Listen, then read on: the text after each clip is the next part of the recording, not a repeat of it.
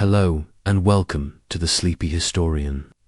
Tonight, as you settle in, we conclude our journey through the profound historical moments of Napoleon's retreat, reflecting on the quiet wisdom gleaned from winter's embrace. Settle in now, your body sinking softly into the quiet comfort of your space. Feel the gentle weight of the blankets, the soft support beneath you. Allow your breath to deepen, slowly, rhythmically, guiding you into a state of calm.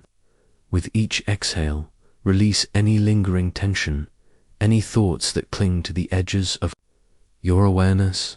You are here, now, ready to drift. As your mind begins to quiet, imagine a time long past, a world vibrant with the hum of human endeavor and the stirrings of grand designs. Picture the early 19th century, a period when the very map of Europe seemed to shift and redraw itself with astonishing speed. This was an era of immense change, of new ideas blossoming, and of one towering figure whose ambition cast a long, captivating shadow across the continent. This figure, you sense, is Napoleon Bonaparte, a name that echoes with both triumph and profound challenge. Your journey tonight begins with this ambition, a powerful, almost tangible force that propelled a man and an empire across vast distances. Imagine it as a mighty river, beginning as a small, determined stream, gathering strength and volume with every twist and turn until it becomes an unstoppable current. This river of ambition flows through the heart of France, swelling with victories, absorbing smaller tributaries of power and influence, until it threatens to overflow its banks and reshape the entire landscape. Feel the energy of this time, not as a frantic rush, but as a slow, deliberate gathering.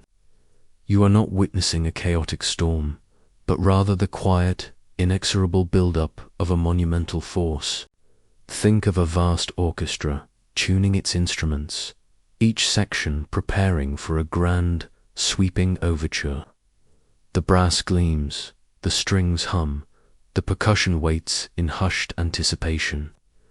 This is the feeling of 1812, a year poised on the precipice of an extraordinary undertaking. Napoleon, you understand, stands at the very center of this orchestra, not merely as a conductor, but as the composer, the visionary. His ambition is not a fleeting wish, but a deeply ingrained belief in destiny, a conviction that his will could shape the world. He dreams of a unified Europe, perhaps even a global empire, all under the banner of his influence. This dream, this grand design, is the very air he breathes, the pulse that quickens his strategic mind as you breathe deeply. Imagine yourself standing on a high vantage point, overlooking a vast plain. Below you, stretching as far as the eye can see, is an army unlike any seen before. This is the Grande Armée, the Grand Army, a colossal force drawn from across Europe, French, German, Italian, Polish, Dutch, Swiss soldiers, all united under one command. It is a mosaic of nations, bound by a shared purpose, or perhaps by the compelling gravitational pull of Napoleon's vision. See the glint of bayonets in the morning light, 1,000 tiny stars reflecting the sun. Hear the distant, muffled sound of marching boots, a rhythmic beat that echoes the steady pulse of your own breath. This isn't a chaotic clamor, but a disciplined, almost hypnotic rhythm, a testament to the meticulous planning and unwavering belief that underpins this immense undertaking. You feel the sheer scale of it, a human tide preparing to flow eastward. This movement, this grand march, is driven by a specific purpose. Russia. Russia, a vast and enigmatic empire, stretches across the eastern horizon, seemingly boundless, a land of deep forests and endless steppes. For Napoleon, Russia represents the final piece in his European puzzle, a challenge to his continental system, a refusal to fully conform to his vision of a unified Europe. His ambition, that powerful river, now seeks to flow into these distant, untamed lands. Why Russia? You might wonder, as your thoughts gently wander. It is not merely about conquest, though that is certainly a part of the grand design. It is also about control, about ensuring that all of Europe adheres to his economic blockade against Great Britain, a nation he views as his ultimate rival. Russia's continued trade with Britain is a thorn in his side, a defiance that cannot be tolerated by a man who believes in absolute order. So, the stage is set. The curtain rises on this immense historical drama. You feel the weight of expectation, the silent hopes and fears of hundreds of thousands of men, all moving towards an unknown fate. Their uniforms, their equipment, their very presence speak of an almost unimaginable logistical effort. This is not just an army, it is a moving city, dependent on endless lines of supply, on meticulous organization, on the sheer force of will that drives it forward as you continue to breathe. Imagine the quiet determination in the eyes of these soldiers. Some are seasoned veterans, hardened by years of campaigning, their faces etched with the wisdom of past battles. Others are young conscripts, fresh from their homes, their minds filled with a mix of apprehension and the intoxicating promise of glory. They are all part of this grand overture, each playing their small, vital part in a symphony of ambition. Consider the sheer scale of the journey ahead. Thousands of miles stretch before them, through lands that are both beautiful and unforgiving. They will cross rivers, traverse forests, and march across plains that seem to have no end.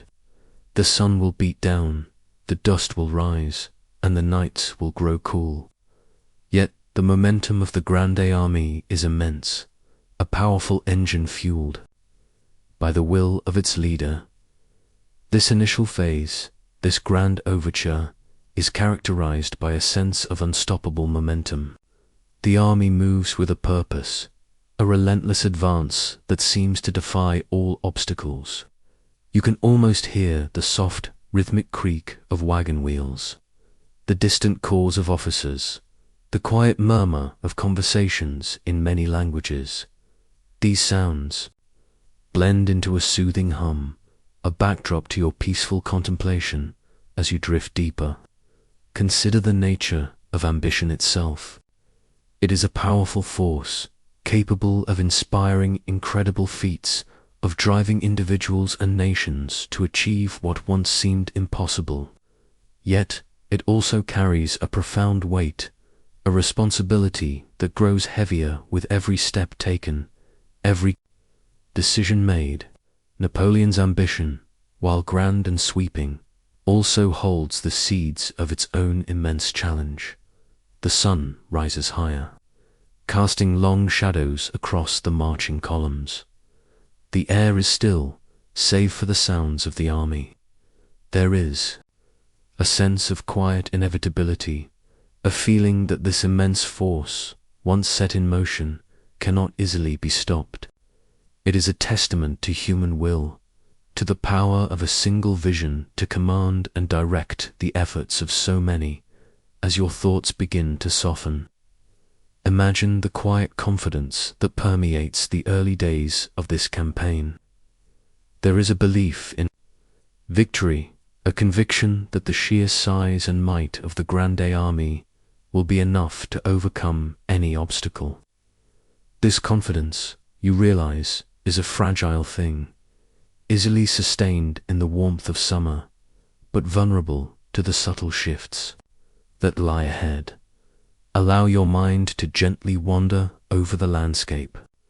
Fields of grain wave softly in the breeze. Small villages dot the distant horizon, and ancient forests stand sentinel, seemingly undisturbed by the passing of this monumental force. You are witnessing a moment in history, a grand opening act, where the stage is set for events that will reshape the continent. Feel the slow, steady rhythm of the march, the quiet determination that propels these men forward. It is a hypnotic beat, a lullaby of historical movement. Your own breathing mirrors this rhythm, slow and deep, drawing you further into a state of profound relaxation. The ambition that launched this immense undertaking is a complex tapestry, woven with threads of glory, strategy, and a deep-seated belief in one's own destiny. It is a force that can move mountains, but also one that can lead to unexpected turns. As you prepare to drift deeper into sleep, consider this grand overture.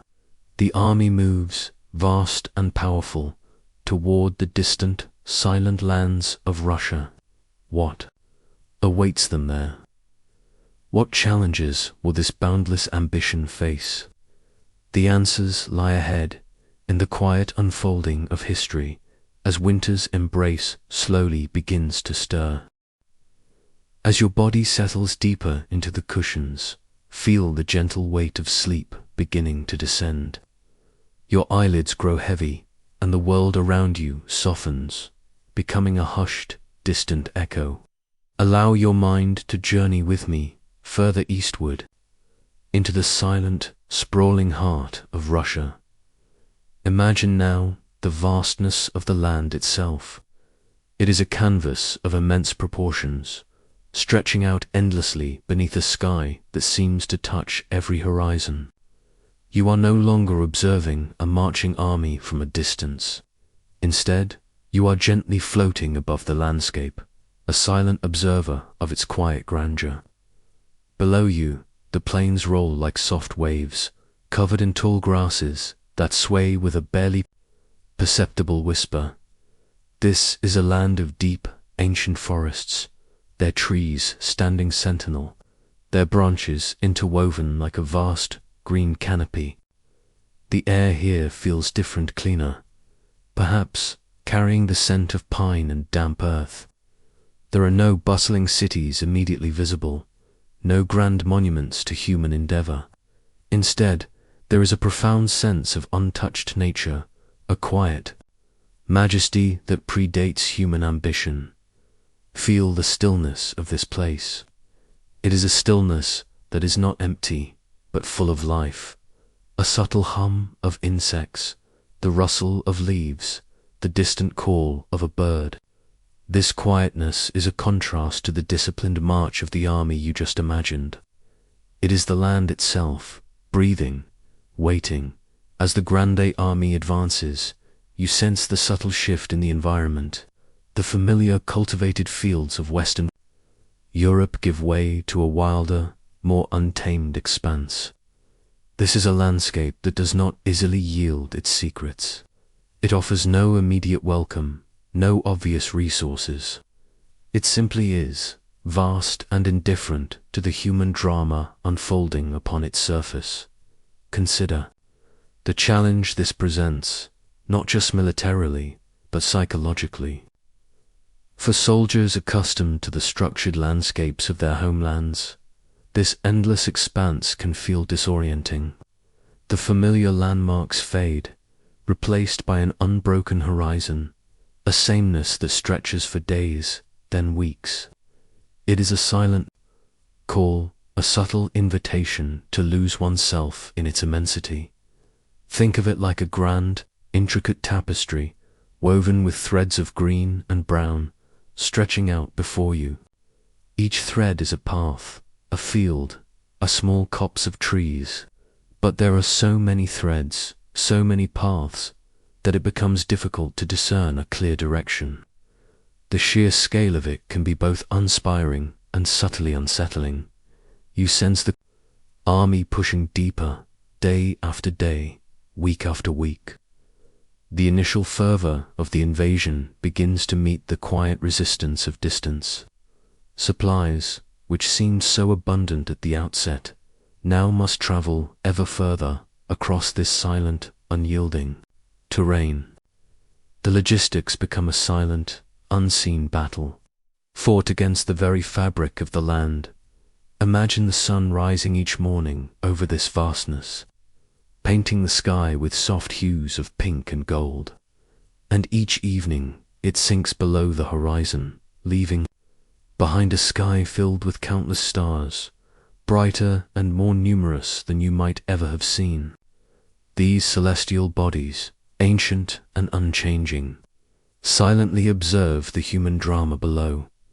The towns and villages they encounter are often small, their inhabitants having retreated, leaving behind empty homes and silent streets. This scorched earth policy, as it would come to be known, is not a grand, dramatic act, but a quiet, calculated withdrawal. It is the land itself, through its people, denying sustenance, refusing to be easily consumed. Feel the subtle frustration that begins to ripple through the ranks. Not the frustration of battle, but the quiet, gnawing frustration of an enemy that refuses to stand and fight, that simply recedes into the boundless interior. It is like trying to grasp smoke. The harder you try, the more it slips through your fingers. This vastness, this silent call of distant lands, is a powerful, unseen adversary. It is not an army with cannons and bayonets, but the sheer scale of the environment, the distances that stretch the lines of communication and supply to their breaking point. It is the subtle, slow drain on resources, on morale, on the very spirit of the invading force. As you drift deeper into relaxation, picture the quiet determination of the Russian people, retreating further and further, drawing the Grande Army into the heart of their immense country.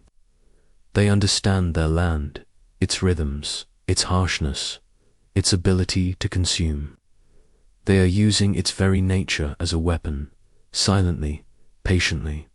The summer days are long, and the sun is warm, but there is a subtle change in the air, a hint of what is to come.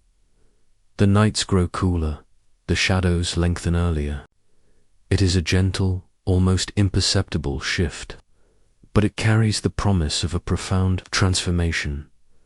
You are witnessing a subtle dance between human ambition and the raw power of nature. The army, so grand and imposing, is slowly being absorbed by the immensity around it. Its momentum, while still strong, begins to feel less like an unstoppable force and more like a single thread being drawn through an endless loom. Allow your breath to continue its slow, even rhythm. Feel the quiet anticipation of the land holding its ancient worth, waiting for the season to turn. The distant lands have called, and the army has answered, pushing deeper into an embrace that is both vast and, perhaps, subtly perilous. What secrets does this silent land hold?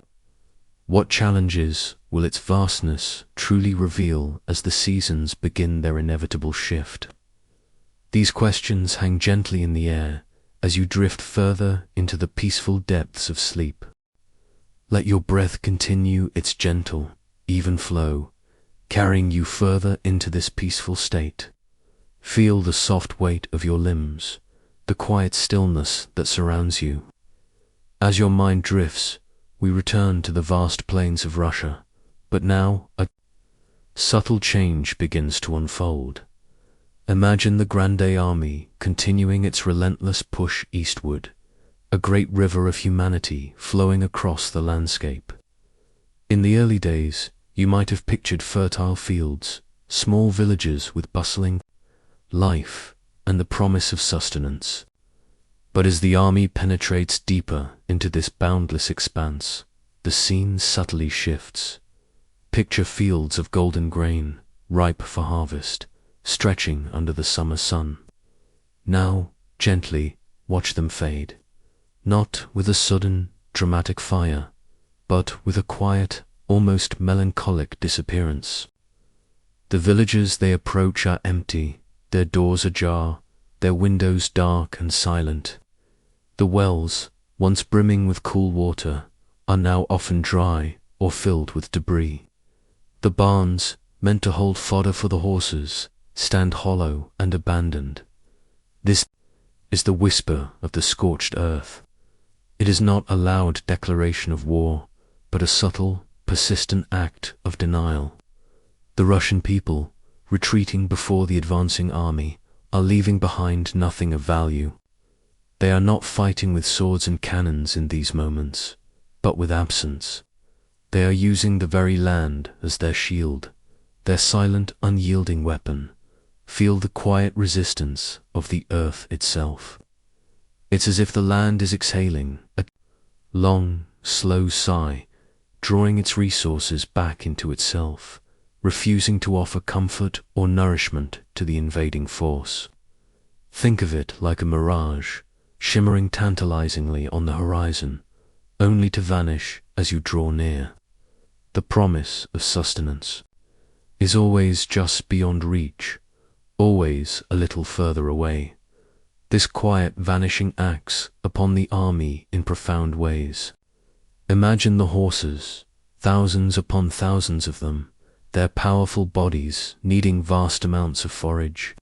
But the fields are empty or the hay has been burned. The horses grow weaker, their strength slowly ebbing away, like sand slipping through an hourglass.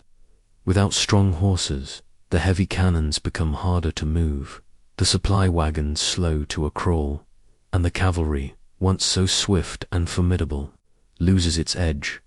And for the soldiers, the impact is equally profound. Picture them, weary from endless marching, arriving at a village they hoped would offer rest and provisions. Instead, they find only silence, empty hearths, and the lingering scent of smoke. The expectation of finding food, of replenishing their stores, is met with a quiet, unsettling void. This isn't the dramatic hunger of a siege, but a slow, insidious gnawing, a constant, low-level scarcity that wears down the spirit. It's like trying to drink from a river that constantly recedes.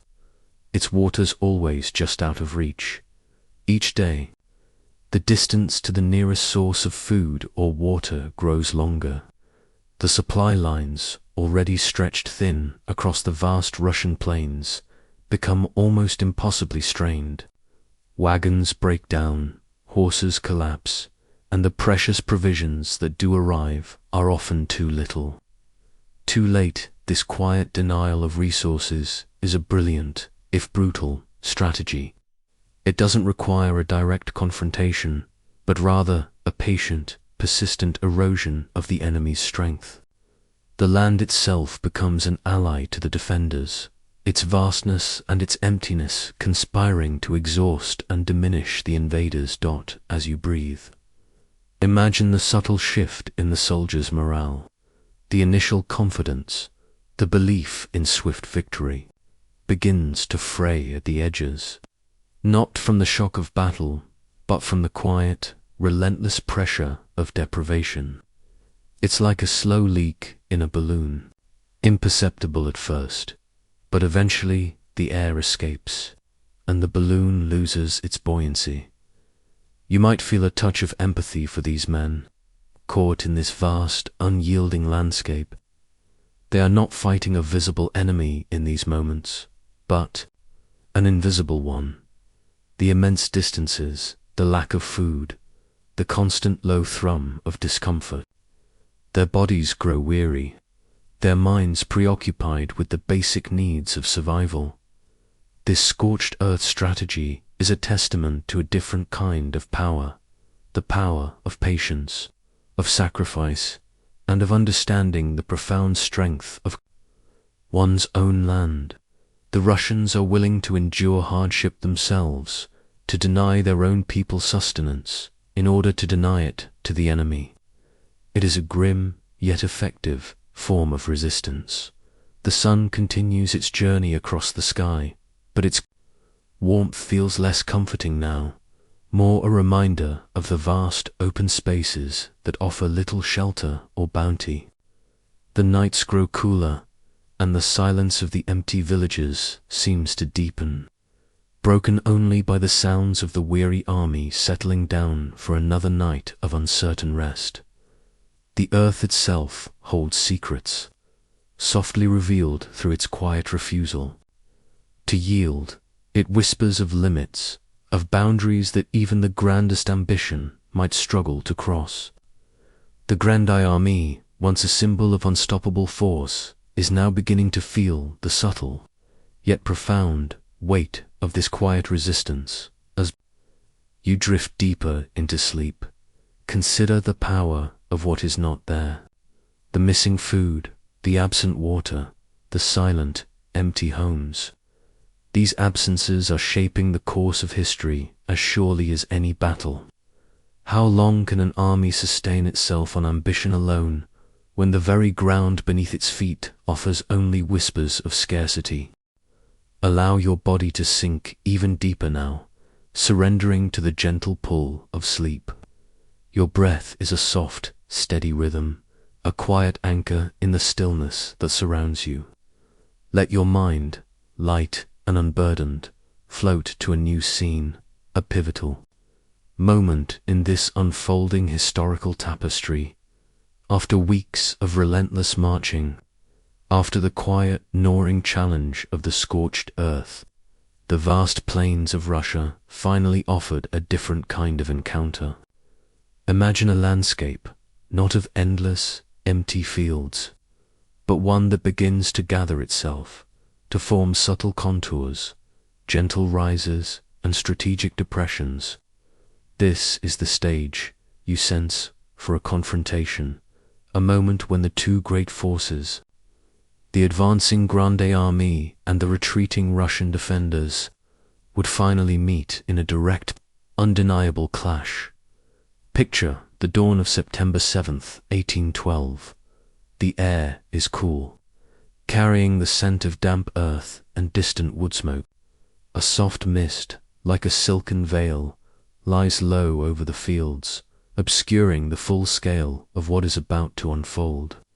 But even through the mist, you can sense the immense presence of two vast armies, arrayed against each other, silent and waiting.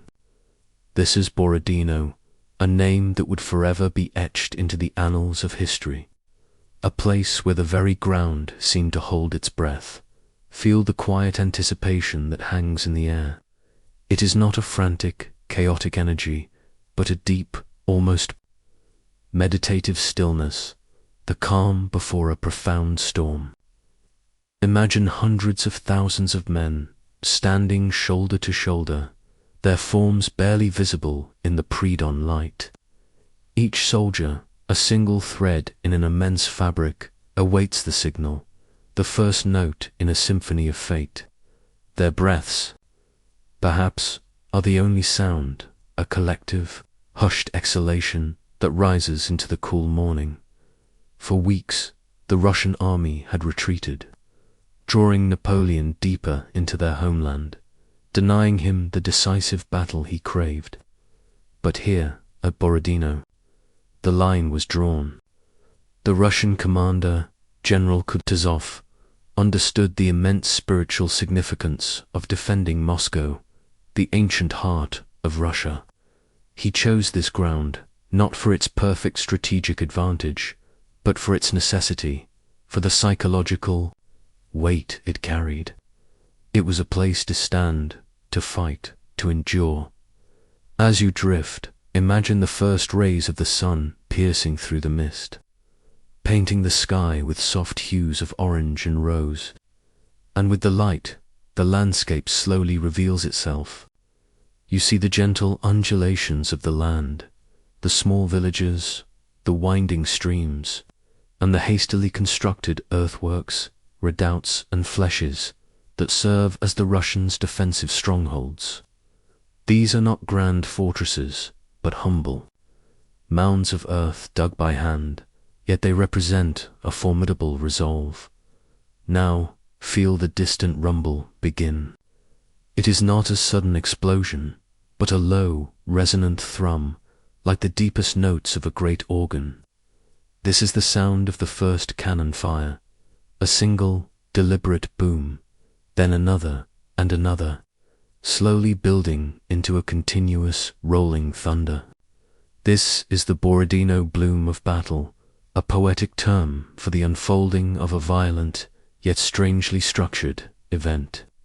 It's like a dark, powerful flower slowly opening its petals, revealing its intricate, destructive beauty.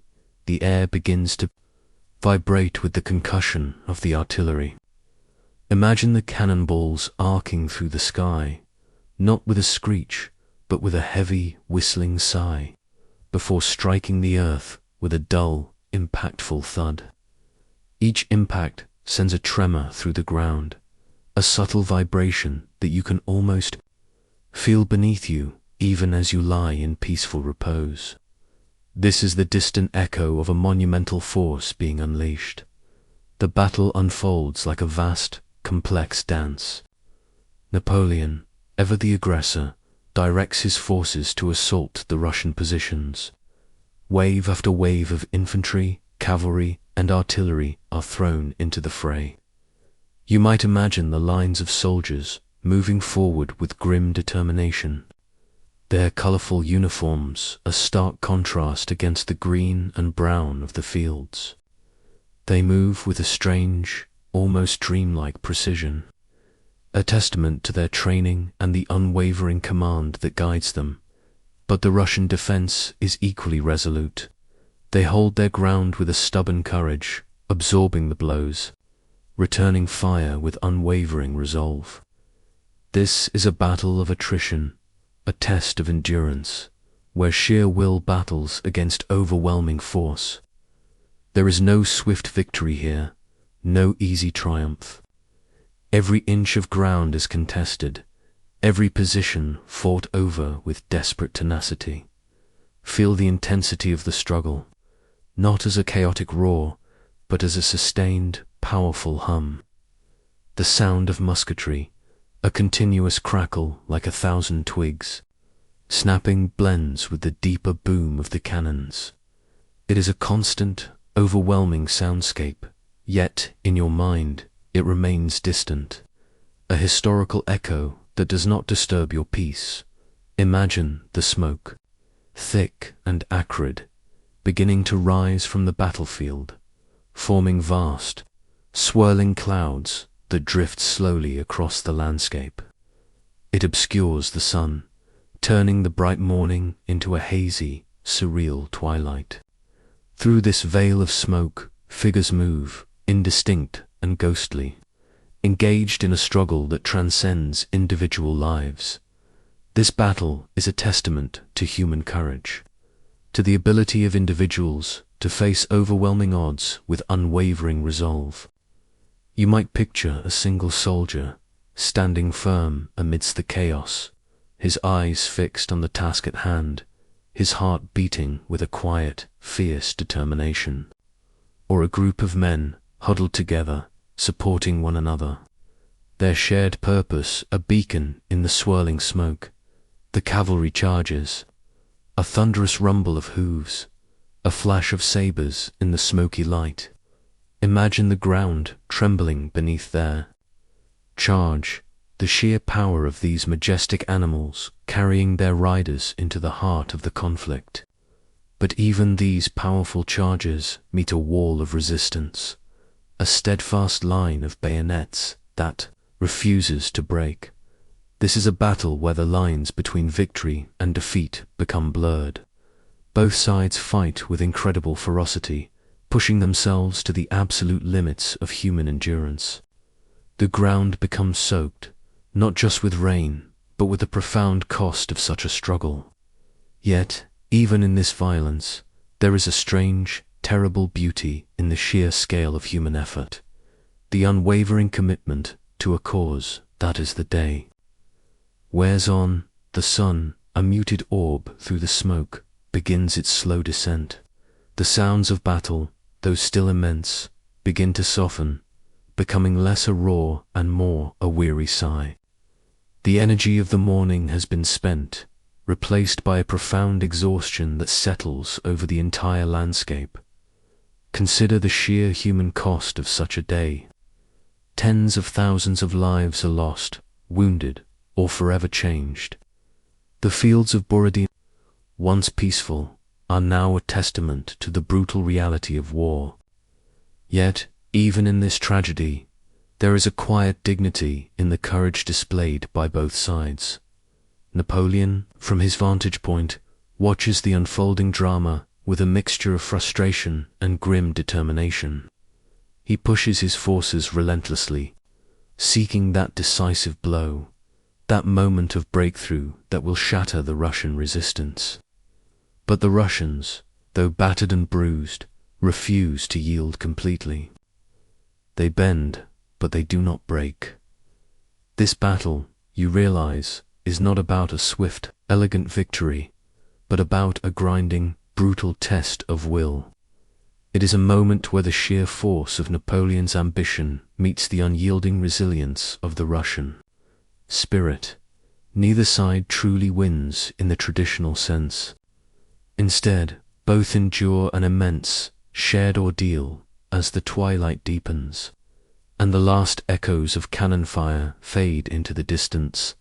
A profound silence descends upon Berezina. It is a silence heavy with the weight of what has transpired, a quiet testament to the sacrifices made. The smoke slowly dissipates, revealing a landscape forever altered, a field where courage met its ultimate challenge. This bloom of battle, though destructive, also reveals the extraordinary capacity of the human spirit for endurance. It is a reminder that even in the most intense struggles, there can be a strange, almost poetic beauty in the unwavering commitment to a cause, in the quiet strength found in the face of overwhelming odds. Allow your mind to gently absorb this image of Berezina, a place where history held its breath, and where the clash of wills created a profound, unforgettable moment.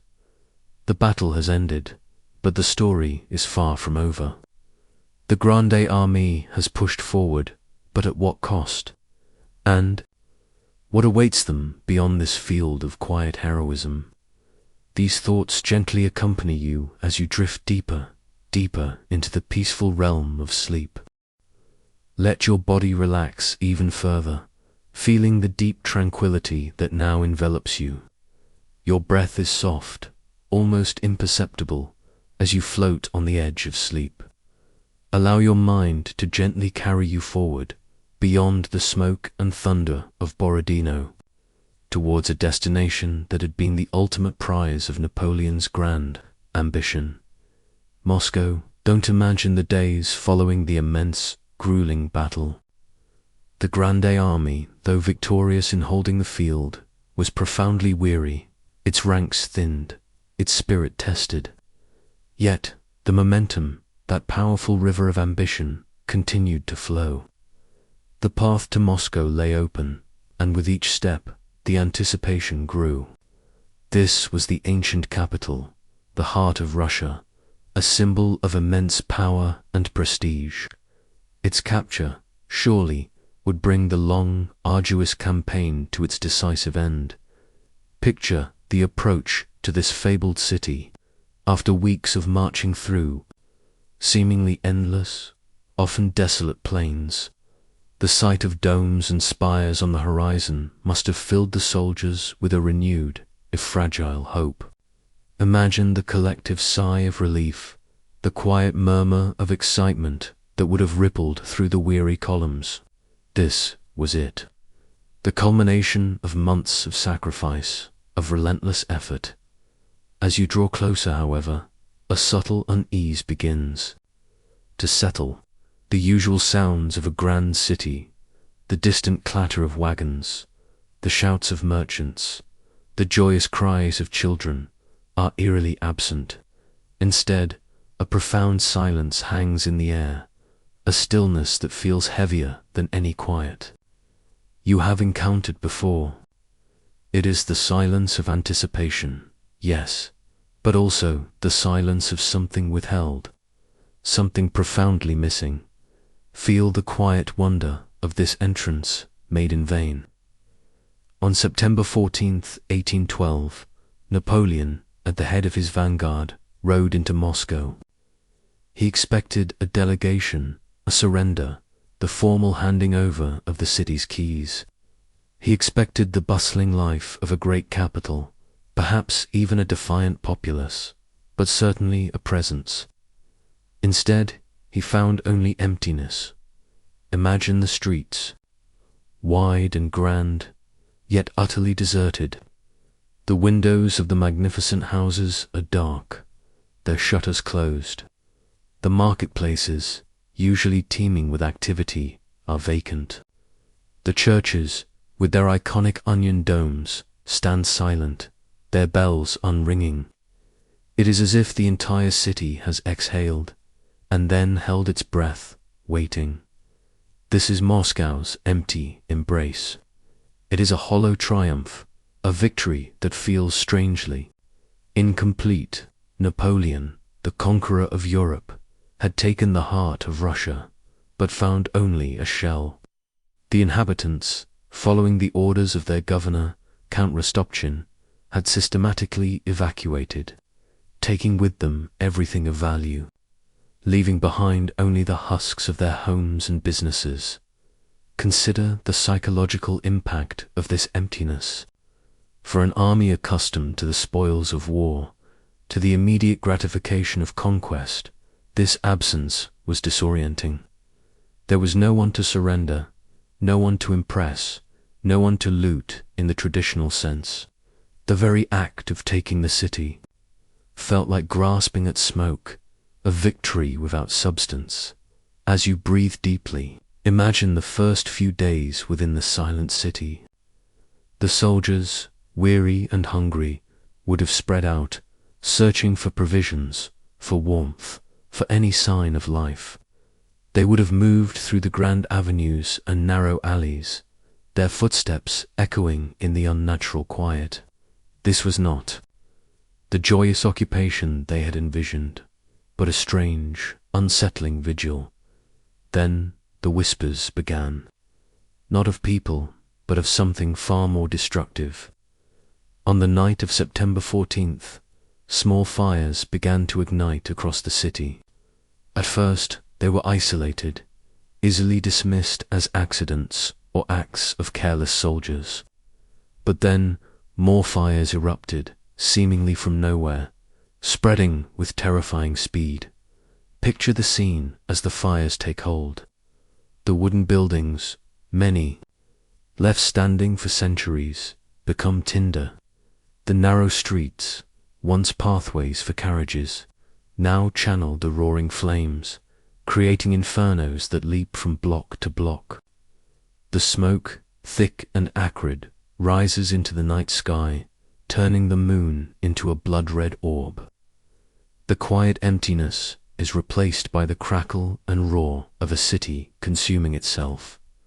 This was no accident. The fires of Moscow were a deliberate, desperate act of defiance by the retreating Russians. It was a sacrifice of their beloved capital, a final, devastating blow to deny the invaders comfort, shelter, and supplies. It was a scorched earth policy on a grand, terrifying scale, consuming not just fields, but an entire city. Feel the heat of the distant flames, the oppressive weight of the smoke. Imagine the desperate efforts of the French soldiers to fight the inferno, to save what little remained. But the fires were too many, too widespread, fueled by the very structures they sought to protect. It was a battle against an invisible enemy, against the very elements, a battle they could not win. Napoleon himself was forced to evacuate the Kremlin, the ancient fortress at the heart of Moscow, as the flames drew dangerously close. Imagine him, the emperor, standing on a hill overlooking his prize, watching it burn. It was a stark, humbling spectacle, a profound symbol of the resistance he faced. His grand triumph had turned into a pyre. The fires raged for days, consuming 3/4 of the city.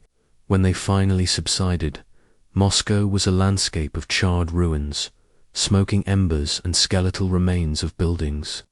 The promise of winter quarters, of rest and replenishment, had literally gone up in smoke. The hollow triumph had become a devastating loss. This act of self-destruction, while devastating for the Russians, was a strategic masterpiece. It denied Napoleon the resources he desperately needed to sustain his army through the coming winter. It left his vast force stranded in a ruined city thousands of miles from home, with dwindling supplies and no clear path forward. As you drift deeper, consider the profound irony of this moment. Napoleon had conquered Moscow, yet he possessed nothing.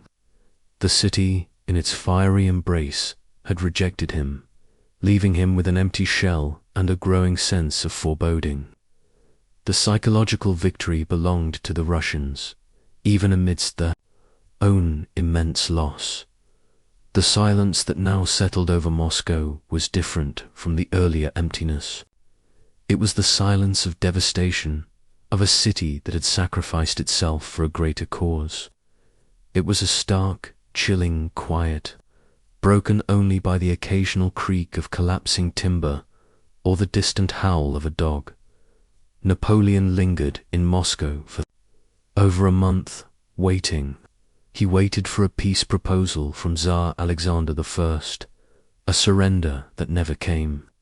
He waited for the situation to improve, for some sign that his gamble had paid off. But the silence from the Russian side was absolute, a resolute refusal to negotiate, a quiet determination to let winter and the vastness of their land do their work. This period in Moscow was a time of profound uncertainty, a pause in the grand narrative where the momentum of ambition finally stalled. The Grande Armée, once an unstoppable force, was now a static, vulnerable entity. Exposed to the elements, its supplies dwindling, its morale slowly eroding. As you prepare to drift further into sleep, imagine the quiet desperation that must have begun to creep into the hearts of the soldiers. The grand prize had been taken, but it offered no comfort, no respite. Instead, it offered only ashes and the chilling prospect of a Russian winter. Now looming ever closer, Moscow, grand yet strangely still, held its secrets in its core. And its greatest secret, its most powerful defense, was its willingness to sacrifice itself.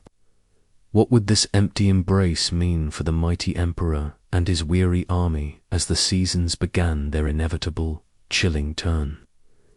These thoughts gently accompany you as you sink deeper, deeper into the peaceful realm of sleep.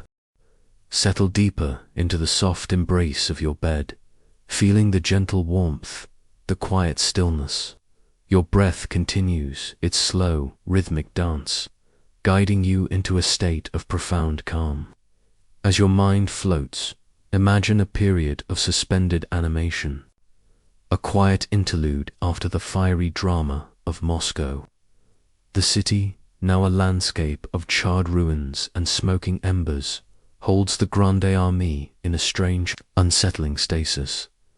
Picture Napoleon, the emperor, within the walls of the Kremlin, the ancient fortress that miraculously survived the worst of the fires. He is surrounded by the symbols of Russian power, yet he is isolated, waiting. This waiting is not a restful pause, but a period of intense, quiet tension. He expects a messenger, a plea for peace from Tsar Alexander I. He believes that the fall of Moscow, the ancient heart, must surely break the Russian will. But the messenger never arrives. Only silence answers his unspoken demands. Feel the subtle shift in the atmosphere within the occupied city. The initial shock of the fires has given way to a dull, persistent unease. The soldiers, once filled with the fervor of conquest, now find themselves in a ruined landscape, thousands of miles from home, with winter slowly, inexorably approaching. The ember glow of waiting is not a comforting warmth, but a flickering, uncertain light that casts long, unsettling shadows. Imagine the days turning into weeks. The autumn sun, once bright and reassuring, begins to lose its intensity. The air grows crisper, carrying a distinct chill that hints at the profound cold to come. You can almost feel it on your skin, a subtle shiver that is not unpleasant, but a clear sign of nature's impending transformation. The ground, once firm, begins to harden with the first touch of frost. For the soldiers, this waiting is a test of their endurance, not against an enemy in battle, but against the insidious erosion of time and scarcity. Picture them scavenging through the ruins, searching for anything salvageable, any warmth, any scrap of food. The organized supply lines, already strained, are now failing to keep pace with the army's needs. The horses, those magnificent beasts that powered the army's advance, are dying by the hundreds, then thousands, from lack of fodder. Their carcasses, scattered across the landscape, are grim reminders of the deteriorating situation. This period of waiting reveals a profound truth. Patience, when wielded by an adversary, can be a more devastating weapon than any cannon. The Russians, by simply refusing to engage, by withdrawing and sacrificing their own capital, are allowing the vastness of their land and the relentless march of the seasons to become their most powerful allies. It is a quiet, almost meditative form of resistance, a profound trust in the elements. As you breathe, imagine the conversations amongst the soldiers, hushed and uncertain. They speak of home, of warmth, of the distant families they left behind. The dreams of glory that once fueled their march are slowly being replaced by the simple, urgent desire for survival. The discipline that held the Grand Army together begins to show faint cracks, not from rebellion, but from the quiet despair of prolonged deprivation. Napoleon, too, feels the pressure. He is a man accustomed to swift, decisive action, to bending events to his will. But here, in Moscow, he finds himself in a stalemate, a waiting game where time is clearly not on his side. He sends peace overtures to Alexander, but they are met with resolute silence. Each day that passes is a victory for Russia, a slow, quiet defeat for the French. Consider the metaphor of a grand clock, ticking relentlessly. Each tick is a day, a week, a precious unit of time slipping away, and with each tick, the inevitable approach of winter becomes more pronounced. The leaves on the few remaining trees begin to turn, painting the landscape with hues of red and gold. A beautiful but poignant reminder of the fleeting warmth. The ember glow of waiting also illuminates the stark realities of the campaign. The grand strategic vision, the dream of continental dominance, begins to collide with the harsh, unforgiving realities of logistics and climate. The sheer distance from their bases, the vastness of the Russian interior, and the systematic denial of resources are slowly strangling the army. You might sense the growing anxiety in the air, a subtle tension that permeates every interaction. Officers worry about their men worry about their horses, and everyone worries about the dwindling stores. The once mighty Grande Army is becoming a fragile entity, its strength slowly bleeding away, not in a dramatic battle, but in the quiet, relentless attrition of waiting. This prolonged pause forces introspection. For Napoleon, it is a rare moment where his usual rapid decision-making is stalled. He is weighing options, calculating risks, but the variables are increasingly against him. The weather, the vastness, the unyielding will of the Tsar, these are forces he cannot command or conquer with his usual brilliance. Think of a great ship, once sailing swiftly with the wind, now becalmed in a vast, empty ocean. The sails hang limp, the crew grows restless, and the provisions begin to run low. The destination, once so clear, now seems impossibly distant. This is the feeling of the Grande Armée in Moscow, caught in the quiet doldrums of an unwinnable waiting game. The dreams of conquest, once so vivid and compelling, begin to fade like morning mist. They are replaced by the stark, immediate concerns of survival. The grand narrative of empire gives way to the simpler, more primal story of enduring the cold, finding food, and the desperate yearning for home. As the days shorten and the first light dustings of snow begin to fall, the decision becomes inevitable. The Tsar will not negotiate. Winter will not wait. To remain in Moscow is to invite certain destruction. The time for waiting is over. The time for a new, even more perilous journey is about to begin. Patience, it turns out, has indeed revealed its own profound truth. It has exposed the vulnerability of even the most powerful ambition when confronted by the vast, unyielding forces of nature and a determined, patient adversary. The ember glow of waiting is about to give way to the chilling reality of a winter's embrace. What will be the path forward for this once invincible army? How will they navigate the immense, frozen expanse that now lies between them and the distant warmth of home? These questions gently drift with you as you sink deeper, deeper into the peaceful realm of sleep. Allow your body to sink even deeper into the softness of your bed, feeling the profound stillness that now surrounds you. Your breath is a calm, steady rhythm, a gentle lullaby that guides you further into the peaceful depths of sleep. As your mind drifts, we move with the weary columns of the Grande Armée as they begin their long, arduous journey away from Moscow and into the subtle yet profound embrace of the coming season.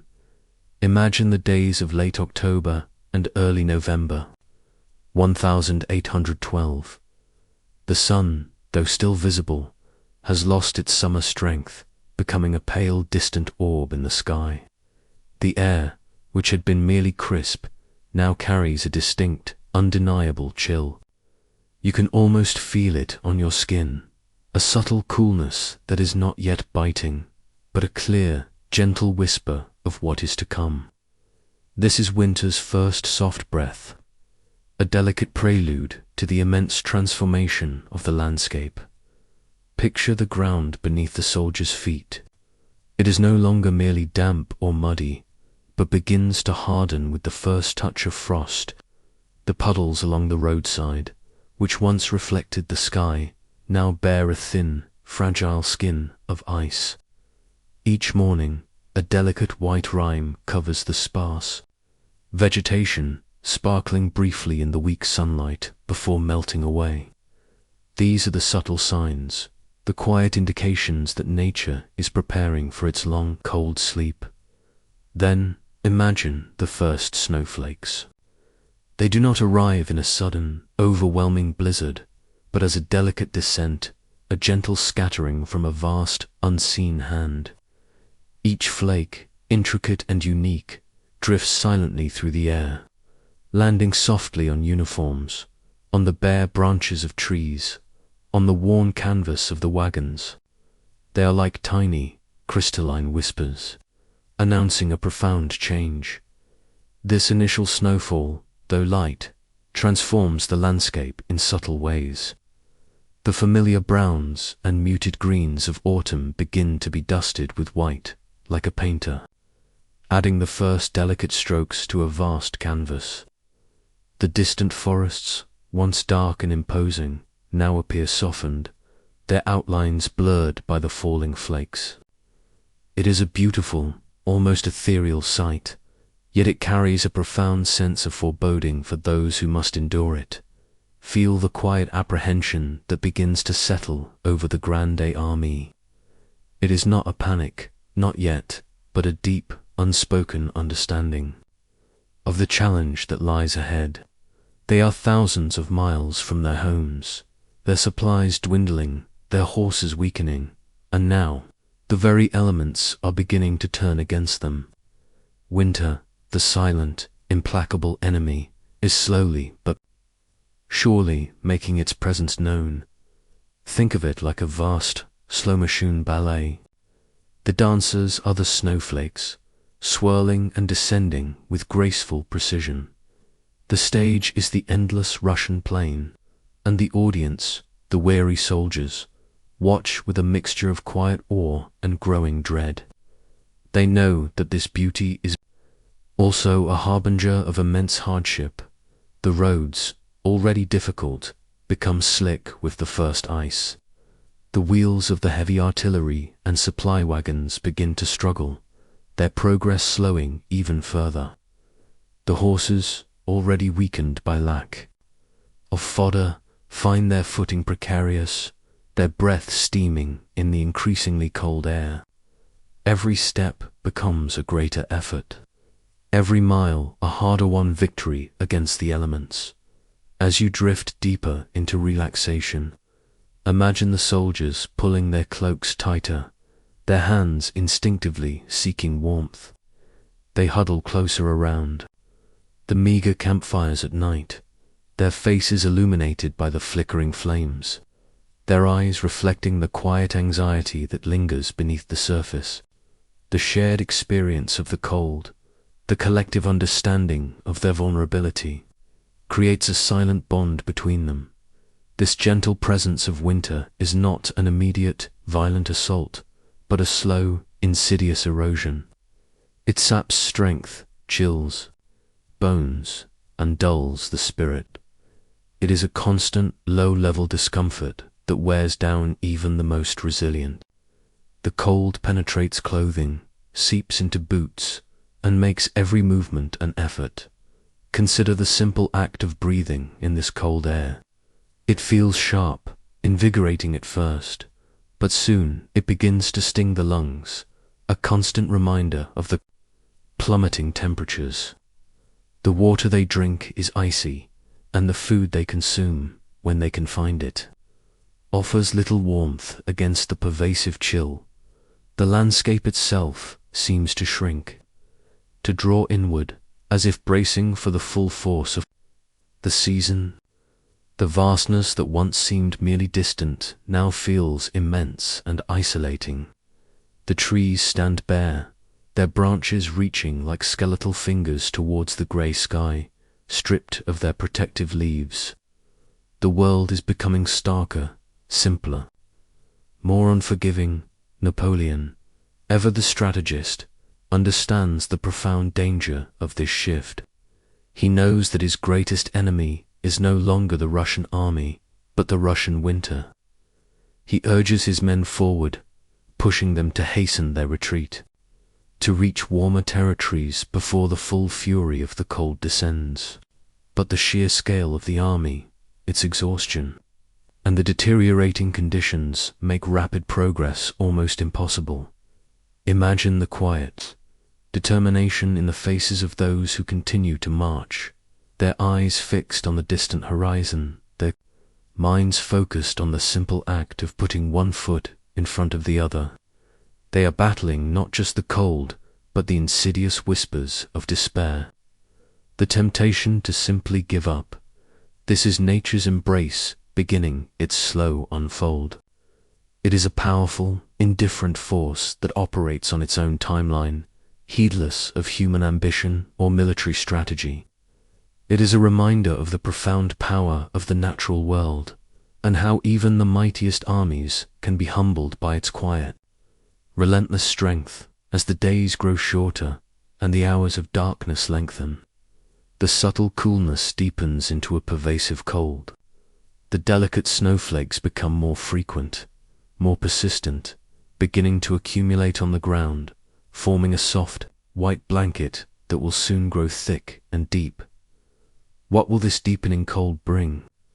How will the Grande Armée endure the full force of winter's embrace, as the landscape transforms into a frozen, unforgiving wilderness?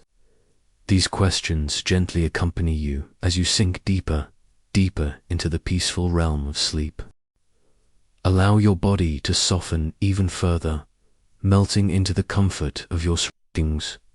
Your breath is a tranquil stream, flowing in and out, carrying you effortlessly into a deeper state of repose.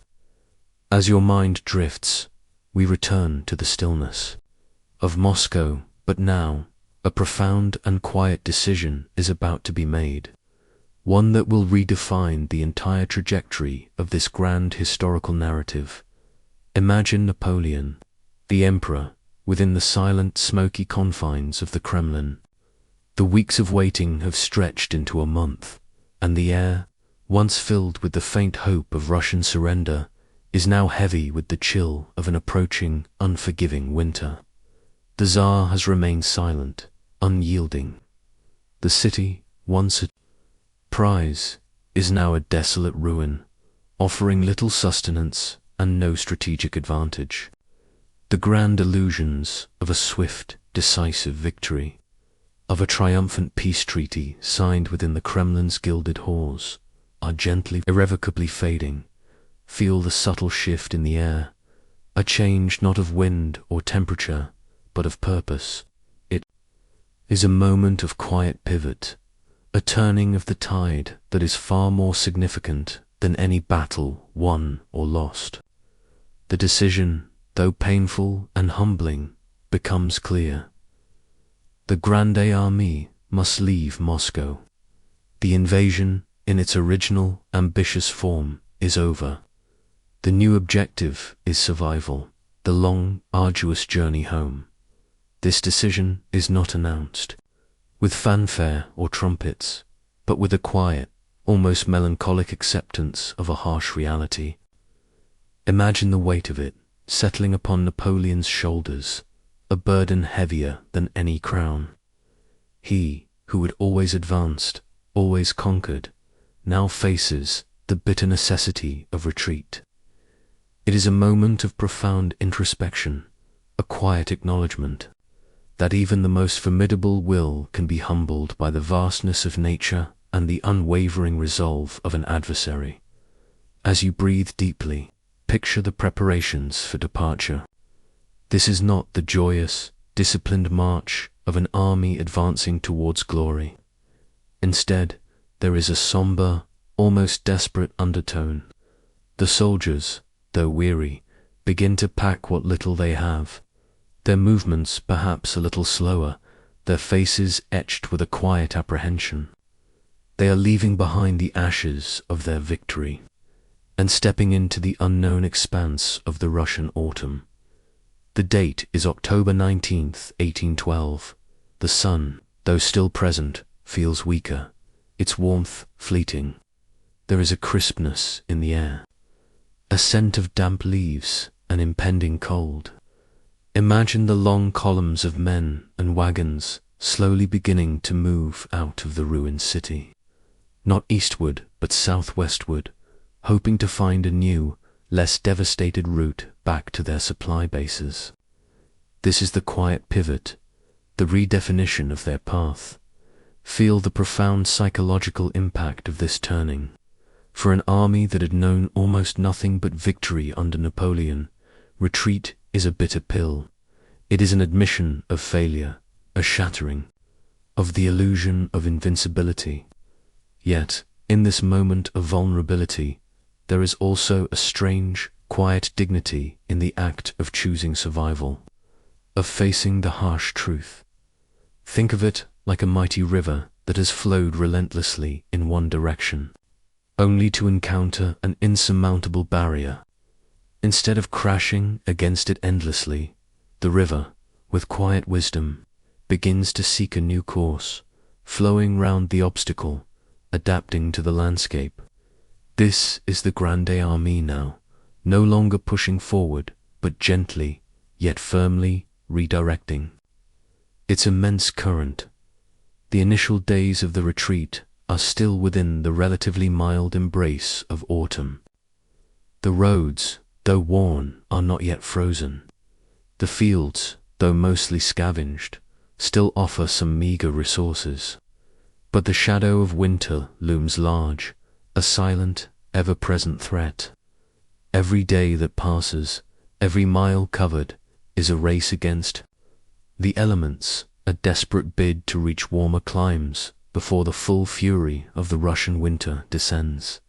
As you drift deeper, imagine the long winding columns stretching across the horizon. There are not only soldiers now, but thousands of camp followers, civilians, and even a vast train of looted treasures from Moscow, furs, paintings, silver, all piled onto wagons. A poignant and ultimately futile burden. This procession is a testament to the human desire to hold on to something, anything, from the grand dream that is now dissolving. The pace is slower than the advance. Burdened by exhaustion, by the weakened horses, and by the sheer weight of their collective despair, you can almost hear the rhythmic creak of the wagons, the soft shuffling of thousands of feet, a mournful, steady beat that accompanies this long, winding journey. Consider the landscape they now traverse. It is the same vast, indifferent land they had crossed on their way to Moscow, but now it feels different. It is no longer the unknown, but a place that has revealed its formidable power. The forests seem deeper, the plains wider, the distances more daunting. The quiet resistance of the scorched earth is now compounded by the subtle, growing chill of the season. This gentle turning of the tide is a moment of profound vulnerability for Napoleon. His genius for offensive warfare, for swift, decisive maneuvers, is now challenged by the complexities of retreat. He must manage a vast, weary army, protect its flanks from harassing Cossack raids, and navigate a hostile, unforgiving environment. It is a different kind of leadership, one that demands patience, resilience, and a deep understanding of human endurance. Imagine the quiet conversations among the officers, their voices low, their faces grim. They know the dangers ahead, the immense challenge that lies before them. Yet, there is also a sense of grim determination, a shared resolve to simply keep moving, to put one foot in front of the other, to survive. The grand illusions of conquest are indeed being left behind. Like discarded banners on a forgotten battlefield, what remains is the raw, primal instinct for self-preservation, the desperate hope for warmth, for food, for the distant promise of home. This retreat is not a surrender, but a strategic withdrawal, a desperate gamble against time and the elements, as the sun begins its slow descent, painting the sky with muted colors. The long columns continue their march. The air grows colder, and a few stray snowflakes might begin to drift down. Soft and silent, harbingers of the profound transformation that awaits them. The path is redefined, the journey shifts, guided by the unseen hands of fate and the relentless turning of the seasons. What trials will this new, desperate path reveal? How will the Grande Armée, once the embodiment of unstoppable ambition, contend with the forces that now conspire against it? These questions gently accompany you as you sink deeper, deeper into the peaceful realm of sleep. Allow your body to sink even deeper now, feeling the profound stillness that cradles you. Your breath is a soft, continuous wave, gently carrying you further into the peaceful depths of sleep. As your mind drifts, we move with the weary columns of the Grande Armée as they begin their long, arduous journey away from Moscow and into the subtle, yet profound, embrace of the coming season. Imagine the days of late October and early November 1812, the sun, though still visible, has lost its summer strength, becoming a pale, distant orb in the sky. Its light, once vibrant and life-giving, now feels thin, almost watery, offering little warmth against the encroaching chill. The air, which had been merely crisp, now carries a distinct, undeniable coolness. You can almost feel it on your skin. A subtle shiver that is not yet biting, but a clear, gentle whisper of what is to come. This is winter's first soft breath, a delicate prelude to the immense transformation of the landscape, a quiet turning point in the grand drama unfolding. Picture the ground beneath the soldier's feet. It is no longer merely damp or muddy from the recent autumn rains, but begins to harden with the first touch of frost. The puddles along the roadside, which once reflected the sky with liquid clarity, now bear a thin, fragile skin of ice, like delicate glass. Each morning, a shimmering, ethereal white rime covers the sparse vegetation, the withered grasses, the skeletal branches of shrubs, sparkling briefly in the weak oblique sunlight, before melting away as the day progresses. These are the subtle signs, the quiet indications that nature is preparing for its long, cold sleep, a sleep that will have profound consequences for the human tide attempting to traverse its vastness. Then, imagine the first snowflakes. They do not arrive in a sudden, overwhelming blizzard, a violent assertion of winter's power. Instead, they appear as a delicate descent, a gentle scattering from a vast, unseen hand. Each flake, intricate and unique, a tiny crystalline jewel, drifts silently through the air, landing softly on uniforms, on the bare branches of trees, on the worn canvas of the wagons. They are like tiny, crystalline whispers, announcing a profound and irreversible change, a quiet declaration that the season has shifted. This initial snowfall, though light and almost whimsical, transforms the landscape in subtle yet significant ways. The familiar browns and muted greens of autumn, which had dominated the scenery for weeks, begin to be dusted with white, like a painter adding the first delicate strokes to a vast, monochrome canvas. The distant forests, once dark and imposing, now appear softened, their outlines blurred by the falling flakes, taking on a ghostly, ethereal quality. It is a beautiful, almost ethereal sight, a fleeting moment of serene beauty, yet it carries a profound sense of foreboding for those who must endure it.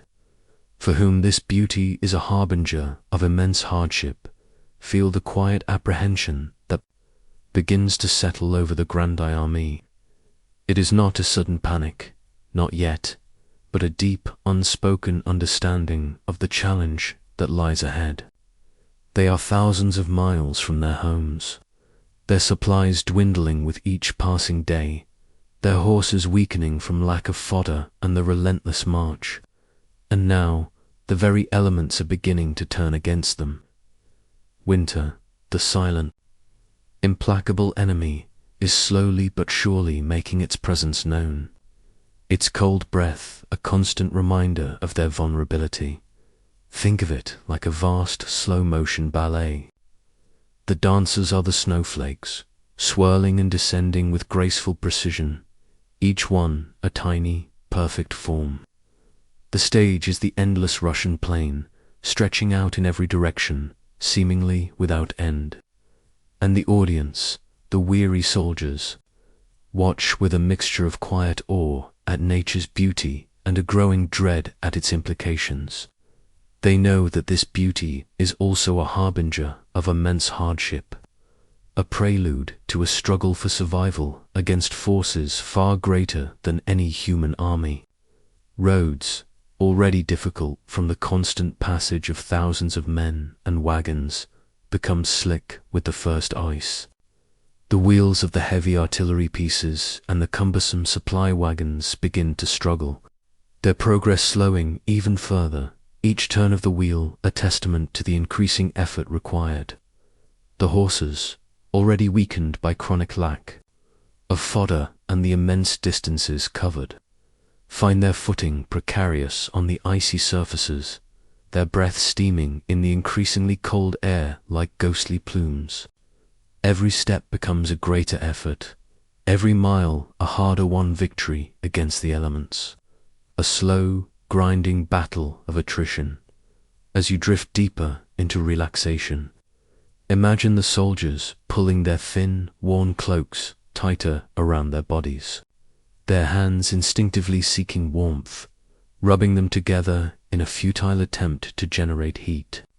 They huddle closer around the meager campfires at night, their faces illuminated by the flickering flames, their eyes reflecting the quiet anxiety that lingers beneath the surface, a shared understanding of their precarious situation. The collective experience of the cold, the shared understanding of their vulnerability, creates a silent, desperate bond between them, a camaraderie born of shared suffering. This gentle presence of winter is not an immediate, violent assault, but a slow, insidious erosion. It saps strength from their bodies, chills their bones to the marrow, and dulls the spirit with its relentless, pervasive discomfort. It is a constant, low-level pain that wears down even the most resilient, a subtle torment that never truly ceases. The cold penetrates thin clothing, seeps into worn boots, and makes every movement an effort, every breath a sharp reminder of the plummeting temperatures. Consider the simple act of breathing in this increasingly cold air. It feels sharp, invigorating. At first, a bracing shock to the lungs, but soon it begins to sting, to burn, a constant reminder of the plummeting temperatures, a subtle pain with every inhale. The water they drink, when they can find it, is icy, and the food they consume, when they can forage or receive it, offers little warmth against the pervasive chill that permeates their very beings.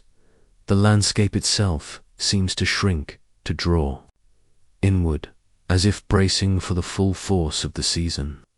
The vastness that once seemed merely distant now feels immense and isolating, a formidable barrier between them and the distant warmth of home. The trees stand bare, stripped of their protective leaves, their branches reaching like skeletal fingers towards the grey, often overcast sky, a haunting silhouette against the pale light. The world is becoming starker, simpler, more unforgiving, shedding all pretense of comfort. Napoleon, ever the brilliant strategist, understands the profound danger of this shift. He knows that his greatest enemy is no longer the Russian army, which continues to harass his flanks with swift, elusive raids, but the Russian winter itself. He urges his men forward, pushing them to hasten their retreat, to reach warmer territories, to cross the vast distances before the full fury of the Russian winter descends upon them. But the sheer scale of the army, its profound exhaustion, and the deteriorating road conditions make rapid progress almost impossible. It is a desperate race against time, a battle against an opponent that cannot be outmaneuvered or defeated by conventional means. Imagine the quiet determination in the faces of those who continue to march, their eyes fixed on the distant, unseen horizon, their minds focused on the simple, primal act of putting one foot in front of the other. They are battling not just the cold, but the insidious whispers of despair, the temptation to simply give up, to lie down in the snow and succumb to the inevitable. Yet they push on, driven by a flicker of hope, a desperate will to survive. This is nature's embrace beginning its slow unfold. It is a powerful, indifferent force that operates on its own timeline, heedless of human ambition or military strategy. It is a reminder of the profound power of the natural world, and how even the mightiest armies can be humbled, broken, and ultimately consumed by its quiet, relentless strength. The grand plans of men, the clash of empires, all seem insignificant against the vast, cold indifference of the earth. As the days grow shorter and the hours of darkness lengthen, the subtle coolness deepens into a pervasive, bone-chilling cold. The delicate snowflakes become more frequent, more persistent, beginning to accumulate on the ground, forming a soft, white blanket that will soon grow thick and deep, burying the landscape under its unforgiving weight. The first breath of winter has been drawn, and its full, chilling exhalation is yet to come. What will this deepening cold bring? How will the grand army endure the full force of winter's embrace as the landscape transforms into a frozen, unforgiving wilderness, a vast, white tomb? These questions gently accompany you as you sink deeper, deeper into the peaceful realm of sleep, leaving the chilling whispers of winter's first breath behind. Allow yourself to drift further, deeper into the comforting embrace of sleep. Your body feels light, unburdened, and your breath continues its gentle, steady rhythm, a soothing anchor in the quiet darkness. As your mind floats, we journey with the Grande Armée into the heart of the Russian winter, where the subtle coolness has now transformed into a pervasive, bone-chilling cold. Imagine the landscape around you. It is no longer merely dusted with white. It is now completely enveloped in a thick, pristine blanket of snow, stretching endlessly in every direction. The trees, stripped bare of their leaves, stand like skeletal sentinels, their branches encrusted with ice, shimmering faintly in the pale, weak light of the winter sun. The sky is often a vast grey expanse, heavy with the promise of more snow, or a clear, piercing blue that seems to intensify the cold. This is the icy veil of endurance, a world transformed into a stark, unforgiving tableau. Feel the profound cold now, not as a whisper, but as a constant biting presence. It seeps into every fiber of being, chilling bones, numbing fingers and toes, and making every breath a visible plume of frosted air. Imagine the soldiers, their uniforms thin and ragged, their boots worn through, trying desperately to ward off this relentless chill. They wrap themselves in anything they can find, scraps of cloth, tattered blankets, even pieces of animal hide, but the cold finds its way in. A persistent, insidious enemy.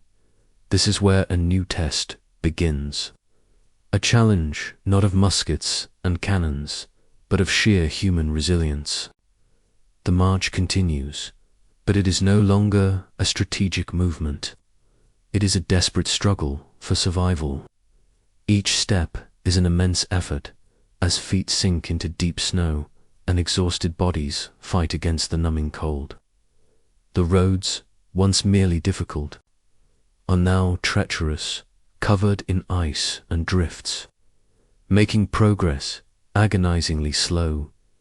Picture the horses, those magnificent animals that powered the army's advance, now suffering immensely. Their breath plumes in the frigid air, their flanks are hollow, and their legs tremble with exhaustion and cold. Many simply collapse, unable to take another step, their bodies quickly disappearing beneath the accumulating snow, a silent, tragic testament to the brutal conditions. Without horses, the heavy artillery must be abandoned, its great cannons sinking into the snow, silent monuments to a fading ambition. Wagons, too, are left behind, their precious, dwindling supplies now inaccessible or simply too heavy to move. As you breathe deeply, Imagine the quiet strength that begins to emerge in the face of such adversity. It is not the heroic, outward strength of battle, but an inward, primal resilience. It is the determination to keep moving, to put one foot in front of the other, even when every fiber of your being screams for rest, for warmth, for an end to the suffering. This is the spirit finding its warmth in quiet resolve, a flicker of inner fire against the overwhelming cold dot. Think of the soldiers huddling together at night, not around roaring bonfires, for there is little wood to be found, but around small, pathetic fires made from scavenged debris, or even the wooden parts of abandoned wagons. They share what little food they have, a meager crust of bread, a handful of frozen grain, their faces gaunt and etched with fatigue, illuminated by the weak, flickering light. In these moments, the bonds of camaraderie deepen, a silent understanding, passing between them a shared commitment to endure. This landscape, transformed by ice and frozen rain, becomes a vast, white tomb. The snow falls relentlessly, sometimes in gentle, continuous flakes, sometimes in blinding blizzards that whip across the plains, erasing all sense of direction and burying everything in their path. The wind howls, a mournful, chilling lament that seems to carry the very essence of despair. Feel the profound isolation that such a landscape can impose. The vastness, once merely distant, now feels utterly boundless and hostile. There are no friendly faces, no welcoming villages, only the endless white and the relentless cold. The world shrinks to the immediate vicinity, to the next step, to the desperate search for shelter, for warmth, for a moment of respite. The concept of time itself seems to warp. Days blend into nights, marked only by the rising and setting of a pale sun or the endless hours of darkness. The focus narrows to the most basic needs, survival. Hunger becomes a constant companion, a dull ache that never truly subsides. Thirst, too, is a persistent torment, as water sources freeze, and the only liquid available is often melted snow, which offers little warmth or sustenance. As you drift deeper into relaxation, consider the sheer mental fortitude required to endure such conditions. The mind, like the body, is under constant assault. Despair is a tempting whisper, a soft invitation to simply lie down in the snow and find an end to the suffering. But for many, the instinct to survive, the memory of home, the silent bond with their comrades, pushes them forward. Napoleon, once the embodiment of control, now finds himself battling forces beyond his command.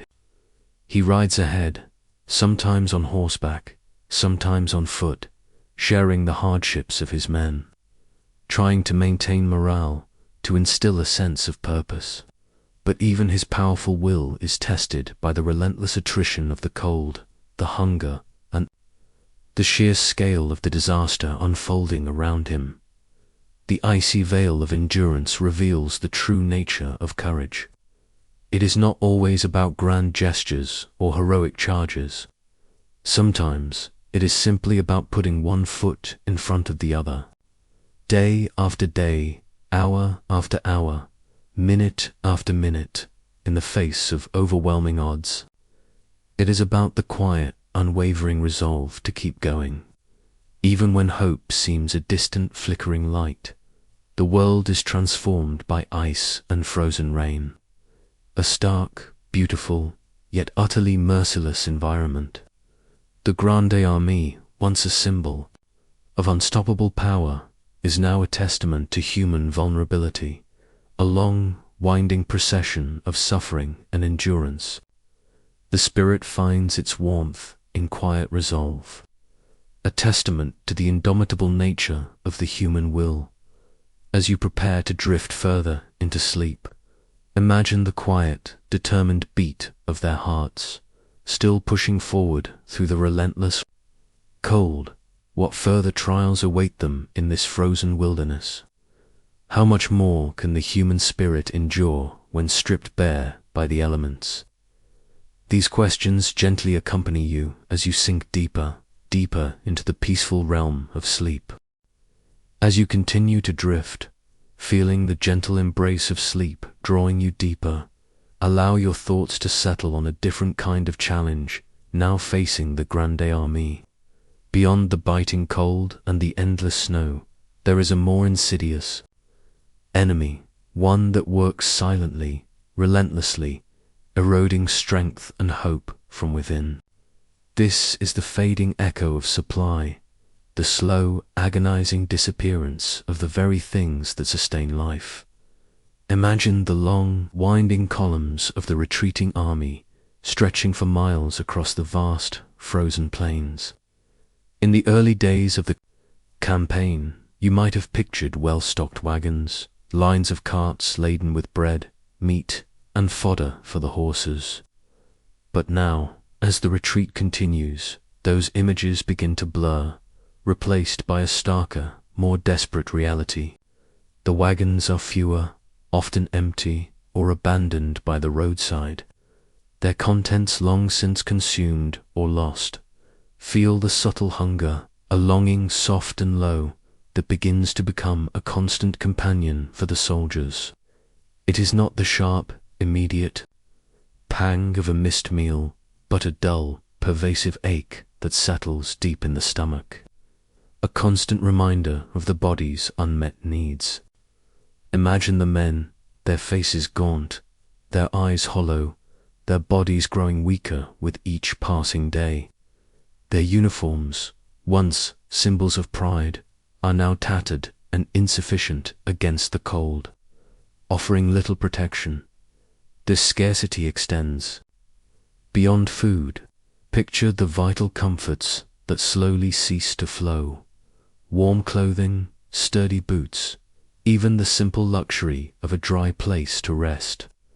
The soldiers are exposed to the elements, their feet often frostbitten, their bodies shivering uncontrollably.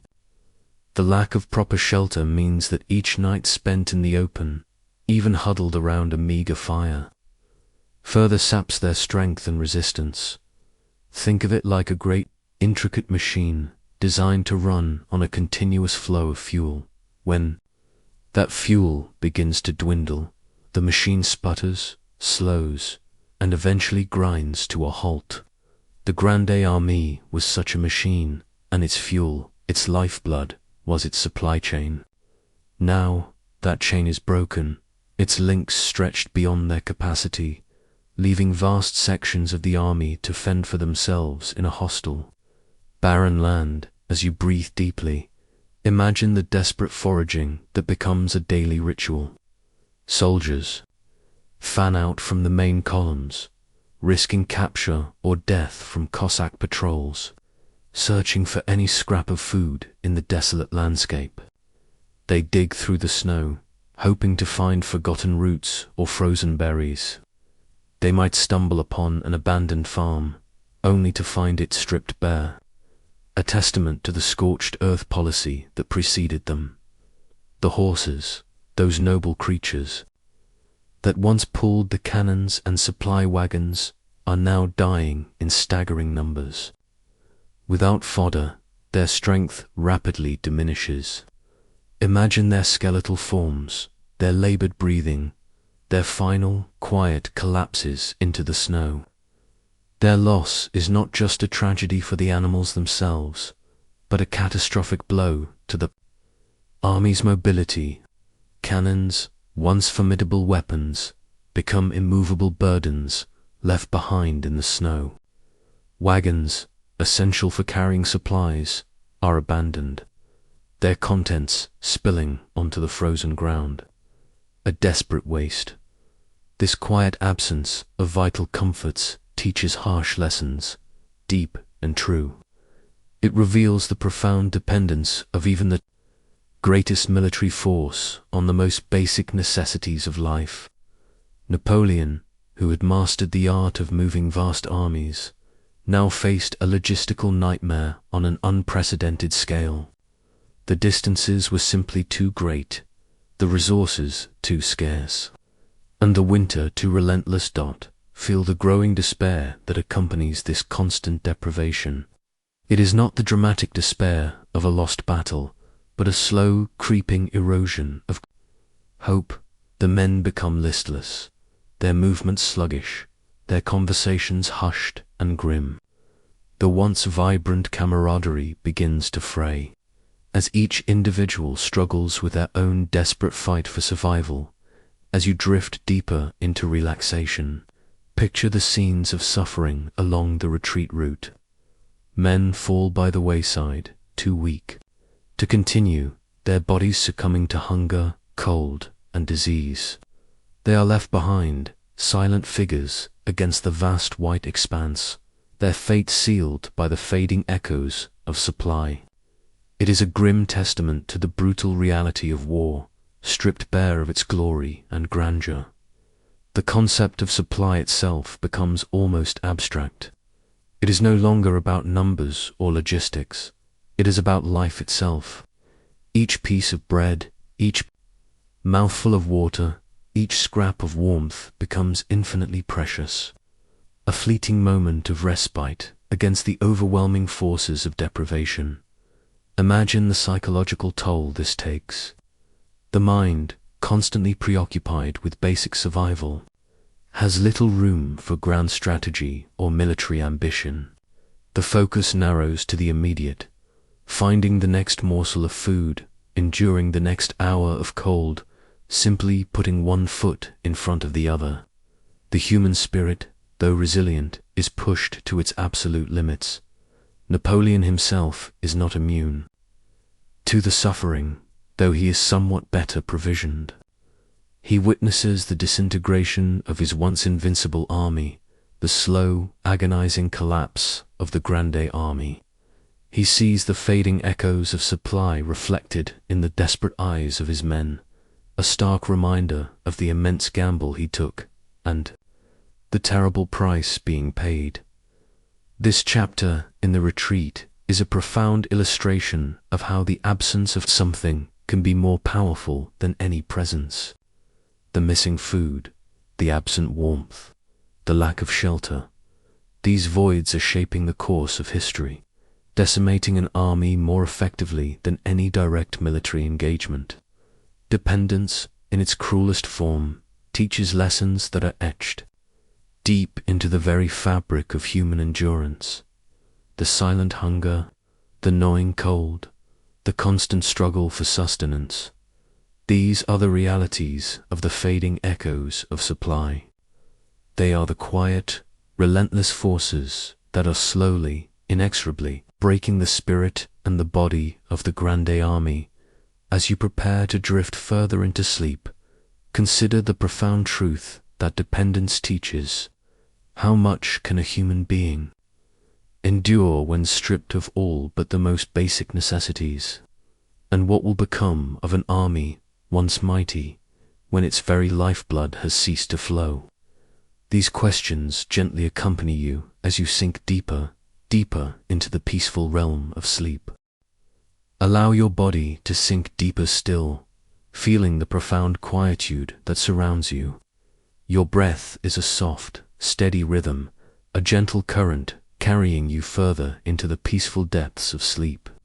As your mind floats, we journey with the remnants of the Grande Army through the relentless grip of the Russian winter towards a new, formidable obstacle, a wide, dark river, its waters now partially frozen, known as the Berezina. Imagine the landscape leading to this river. The endless white plains continue, but now the ground beneath the snow becomes more treacherous, often boggy and soft, making every step a struggle. The cold has intensified, a constant, biting presence that seems to penetrate to the very bone. The ranks of the army are tragically thinned, not by battle in recent weeks, but by the insidious enemies of hunger, frostbite, and exhaustion. The once mighty columns are now fragmented, a long, winding procession of weary, desperate souls. Feel the growing tension in the air, a palpable sense of urgency that permeates the collective consciousness of the army. News travels slowly, but the word of the Berezina spreads like a chilling whisper. It is a wide river, often deep, and now partially frozen. Its surface a deceptive patchwork of ice and dark, flowing water. Ahead of them, the river presents a terrifying barrier, a final, immense challenge between them and any hope of safety. Behind them, the pursuing Russian armies are closing in, their presence a relentless, silent pressure. Picture the approach to the river on November 25, 1812. The scene is one of stark, desperate beauty. The river itself, dark and brooding, cuts through the white landscape like a scar. Along its banks, the remnants of the Grande Army gather, a vast, disorganized multitude of soldiers, camp followers, and what little remains of their equipment. The air is filled with the low murmur of voices, the occasional whinny of a horse, and the constant, chilling sigh of the wind. This is a crucial passage, a moment where courage starts glowing, born not of ambition, but of sheer, primal will to survive. The engineers, those remarkable individuals whose ingenuity had always served Napoleon, now face their greatest test. They must construct bridges, not just one, but two, across this treacherous river, under immense pressure, with inadequate tools, and in the face of overwhelming odds. Imagine the scene at the riverbanks. The engineers, their hands numb with cold, their bodies weary, plunge into the icy water, working tirelessly to drive piles into the riverbed. The water is freezing, threatening to numb their limbs and steal their breath. Yet they work with a desperate intensity, knowing that the fate of tens of thousands rests upon their efforts. You can almost hear the rhythmic thud of hammers, the splintering of wood, the strained grunts of men pushing against the immense force of the river. Think of the materials they use. They are not grand, prepared timbers, but whatever they can. Salvage logs from nearby forests, planks from abandoned wagons, even parts of their own equipment. It is a testament to improvisation, to the human capacity to create under the most dire circumstances. Each beam, each plank, is laid with painstaking effort, a fragile thread of hope stretched across the dark, swirling waters, as the first narrow bridges begin to take shape. Feel the tension building. The Russian armies are closing in from multiple directions, their cannons beginning to boom in the distance, their cavalry harassing the flanks. The window of opportunity is narrow, precarious. The crossing must begin even before the bridges are fully stable. Picture the chaos that erupts as the crossing commences. It is not an orderly, disciplined march, but a desperate, surging rush. Soldiers, camp followers, wagons, and what few remaining horses push forward, a frantic tide of humanity desperate to reach the other side. The narrow bridges, hastily constructed, groan under the immense weight. People stumble, fall, and are crushed in the desperate press. The icy water below beckons, a silent, terrifying abyss. Feel the profound fear, the desperate hope that intertwines in this moment. The air is filled with shouts, cries, and the terrifying crack of breaking ice and splintering wood. The bridges sway precariously, threatening to collapse at any moment. It is a scene of immense human suffering, yet also one of incredible, desperate courage. Individuals help one another, pushing, pulling, lifting, driven by the shared instinct to survive. Imagine the cannons of the pursuing Russians opening fire. their shells tearing through the dense mass of people on the bridges and banks. The roar of the artillery adds to the terrifying symphony of chaos, turning the crossing into a nightmare. The water itself becomes a silent, deadly accomplice, claiming those who fall, their bodies quickly swept away by the icy current. Napoleon himself is present, directing the crossing, urging his men forward, his presence a powerful, if desperate, rallying point. He understands that this is the defining moment of the retreat, the crucible through which the army must pass if any part of it is to survive.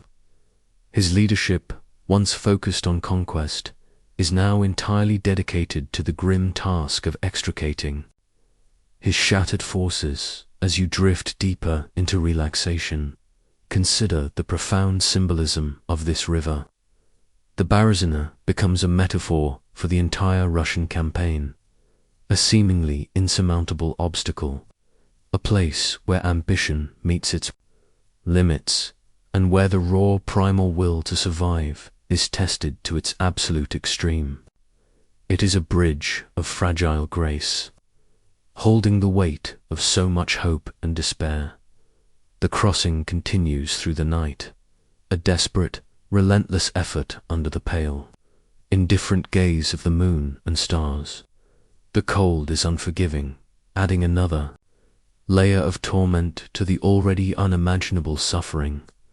Many who make it across are frostbitten, injured, or simply too exhausted to continue.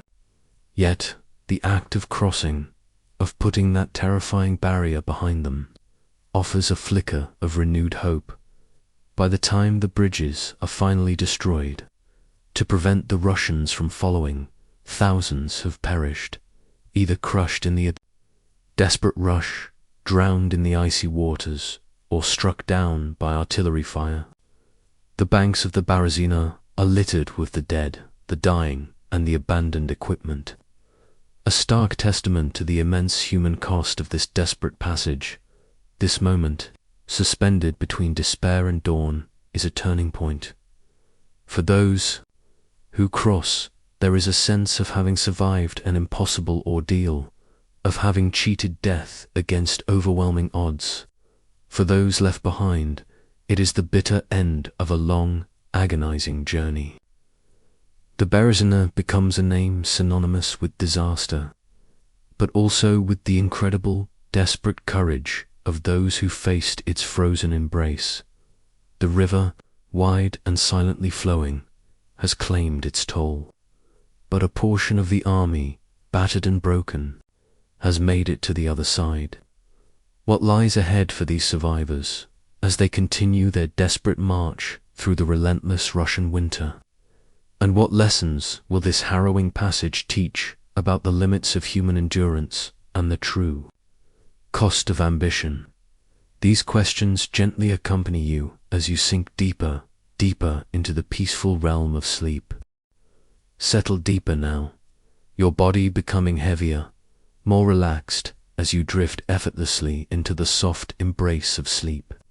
Your breath is a gentle, steady current, carrying you through the quiet darkness.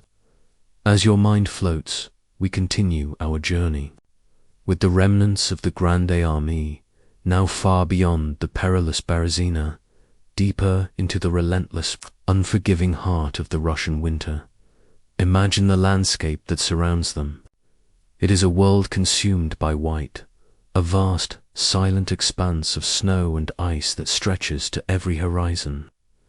The trees, stark and skeletal, stand as frozen sentinels, their branches encrusted with a shimmering, brittle layer of frost.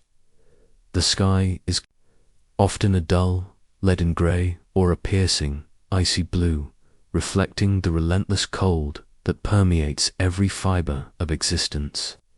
The wind, a constant mournful lament, whips across the plains, carrying with it the stinging bite of ice crystals. Feel the profound, pervasive cold now. It is no longer merely a chill, but a deep, bone-aching torment that never truly subsides. It seeps through their tattered uniforms, through their worn boots, numbing their fingers and toes, threatening to claim their very limbs. Every breath is a visible plume of frosted air, a stark reminder of the frigid temperatures that assault their bodies. This is the ultimate test of endurance, a struggle against an enemy that cannot be fought with swords or cannons, but only endured with a quiet, desperate will. Yet, even in this unimaginable suffering, as the journey deepens, you begin to observe a different kind of light, a subtle, profound glow. This is the human spirit's light, a quiet resilience burning, even through the darkest, coldest nights. It is not a grand, heroic flame, but a small, persistent ember, refusing to be extinguished by the overwhelming forces of nature. Picture the soldiers, their faces gaunt and etched with fatigue, their eyes hollow with hunger and despair. Yet, in their movements, in their interactions, you can sense a powerful, unspoken connection. This is where the bonds of shared struggle become most evident, a silent, tender plea for mutual support. They huddle closer together at night, sharing what little warmth their bodies can generate. They offer a hand to a fallen comrade, a whispered word of encouragement, a shared glance that speaks volumes of their collective ordeal. Think of it like tiny sparks in a vast, dark wilderness. Each spark is an act of kindness, a moment of compassion, a shared burden. These sparks, though small, combine to create a faint, collective glow, a beacon of humanity against the overwhelming darkness of their circumstances. The strength in unity in these dire moments becomes a palpable force, a quiet defiance against the forces that seek to break them. Compassion, you realize, blooms even in the harshest ground. It is not a grand, overt display, but a quiet, almost instinctive act of empathy. A soldier might share the last morsel of his meager ration, knowing it means less for himself. Another might offer his tattered cloak to a shivering comrade, sacrificing his own comfort for another's survival. These are not acts of heroism for glory, but simple, profound expressions of shared humanity in the face of absolute despair.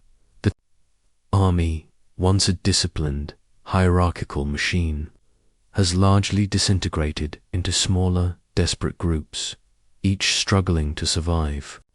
Yet, within these smaller groups, a different kind of order emerges, an order born of necessity and mutual dependence. They rely on each other for warmth, for protection, for the shared burden of simply putting one foot in front of the other. The very act of surviving becomes a collaborative effort, a testament to the power of human connection. As you breathe deeply, imagine the conversations amongst them, hushed and low. They speak of home, of loved ones, of the warmth and comfort that now seem impossibly distant. These memories, these shared dreams of a life beyond the snow and cold, become a powerful motivator, a reason to endure, a flicker of hope that keeps. The ember-glowing dot feel the profound exhaustion that permeates every fiber of their being. Their bodies are pushed beyond their limits, their muscles aching, their minds clouded by hunger and sleep deprivation. Yet they continue to move, driven by a primal instinct, by the silent strength that arises from deep within. This is resilience, not as a conscious choice, but as an inherent quality of the human spirit, revealed in its most raw and powerful form. Consider the metaphor of a fragile thread stretched taut across an immense chasm. Each individual soldier is a single strand, vulnerable on their own. But woven together, even loosely, these threads form a stronger cord, capable of bearing immense weight. This is the strength in unity, the quiet, collective power that allows them to continue their desperate march. The landscape itself seems to mirror their suffering. The endless white, the biting wind, the skeletal trees, all seem to conspire against them. Yet, against this backdrop of desolation, the quiet acts of human kindness, the shared burdens, the unspoken promises of mutual support shine with a profound and moving light. As you drift deeper into relaxation, picture the small, flickering campfires at night, barely visible against the vast darkness. Around these fires, men huddle, their faces illuminated by the weak light, their eyes reflecting a shared understanding, a silent acknowledgement of their predicament, and a quiet determination to face another day. These are moments of profound human connection, forged in the crucible of unimaginable hardship. This chapter in the retreat is not about grand military maneuvers or strategic brilliance. It is about the fundamental nature of humanity, stripped bare of all pretense. It is about the quiet resilience that emerges when all else is lost, about the profound strength found in unity, and about the surprising bloom of compassion even in the harshest ground. The human heart, you realize, holds a light that can burn even in the deepest, coldest night. What further trials await these weary yet resilient souls? How much more can the human spirit endure? And what new depths of strength will be revealed as they continue their desperate journey towards a distant, uncertain hope? These questions gently accompany you as you sink deeper into the peaceful realm of sleep. Allow your body to settle even more deeply into the profound stillness that now surrounds you. Your breath is a soft, continuous whisper, guiding you effortlessly into the deepest realms of sleep. As your mind floats, we come to a pivotal, yet quietly dramatic, moment in the long, agonizing retreat of the Grande Army from Russia. Imagine the scene in early December 1812. The cold has become unimaginably brutal, a relentless, piercing force that seems to strip away all sensation.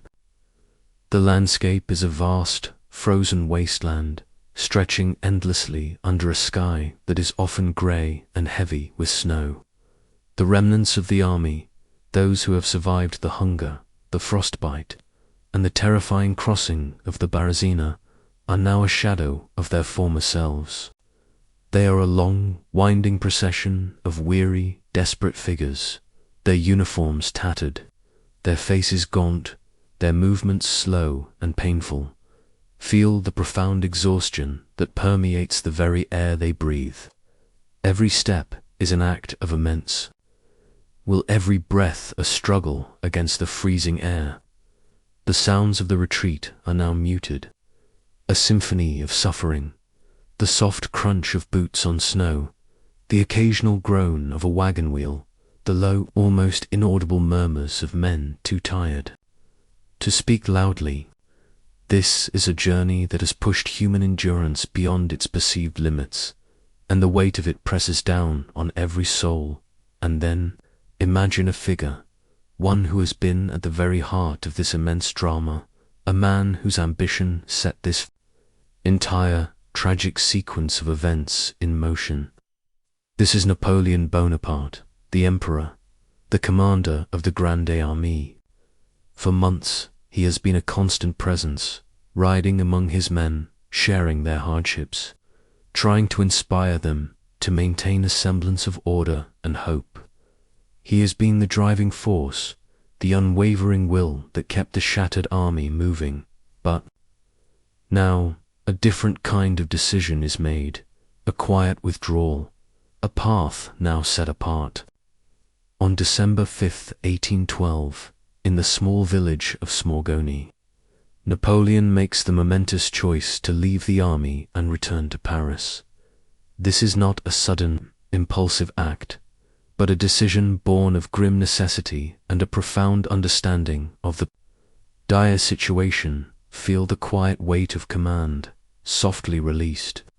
Imagine the burden he has carried for months, the responsibility for hundreds of thousands of lives, the immense strategic calculations, the constant battle against overwhelming odds now, for the survival of his empire, for the very future of France. He must leave his suffering army behind. It is a solitary journey from a weary heart, a recognition that his presence at the front, however inspiring, can no longer alter the immediate, devastating course of the retreat.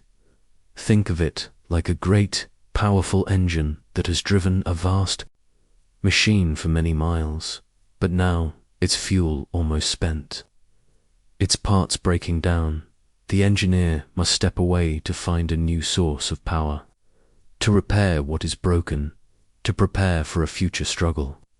Napoleon's return to Paris is not an act of abandonment, but a strategic imperative. He must raise new armies, secure his political position, and prepare France for the inevitable counterattacks that will surely follow this catastrophic defeat. As you breathe deeply, picture the scene of his departure. It is not a grand ceremony, but a hushed, almost secretive event. He gathers a small retinue, leaving Marshal Murat in command of the shattered army. The farewells are brief, understated. There is no fanfare, no trumpets, only the silent understanding of a desperate situation. He steps into a carriage, bundled against the intense cold, and begins his rapid journey westward, leaving behind the frozen plains and the suffering remnants of his once glorious army. Feel the echoes of power, once so keen, now fading into the vastness of the Russian winter. For years, Napoleon's presence on the battlefield, his strategic genius, his sheer force of will, had been almost synonymous with victory. Now he is leaving a scene of unprecedented disaster, a testament to the limits of even the most formidable ambition when confronted by the unyielding forces of nature and a determined, patient adversary. This departure is a moment of profound vulnerability for the emperor. He is leaving his men at their lowest point, facing the most brutal phase of the retreat.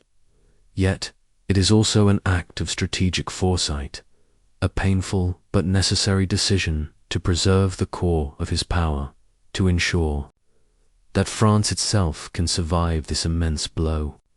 He is sacrificing the immediate for the long term, a cold calculation made with a weary heart.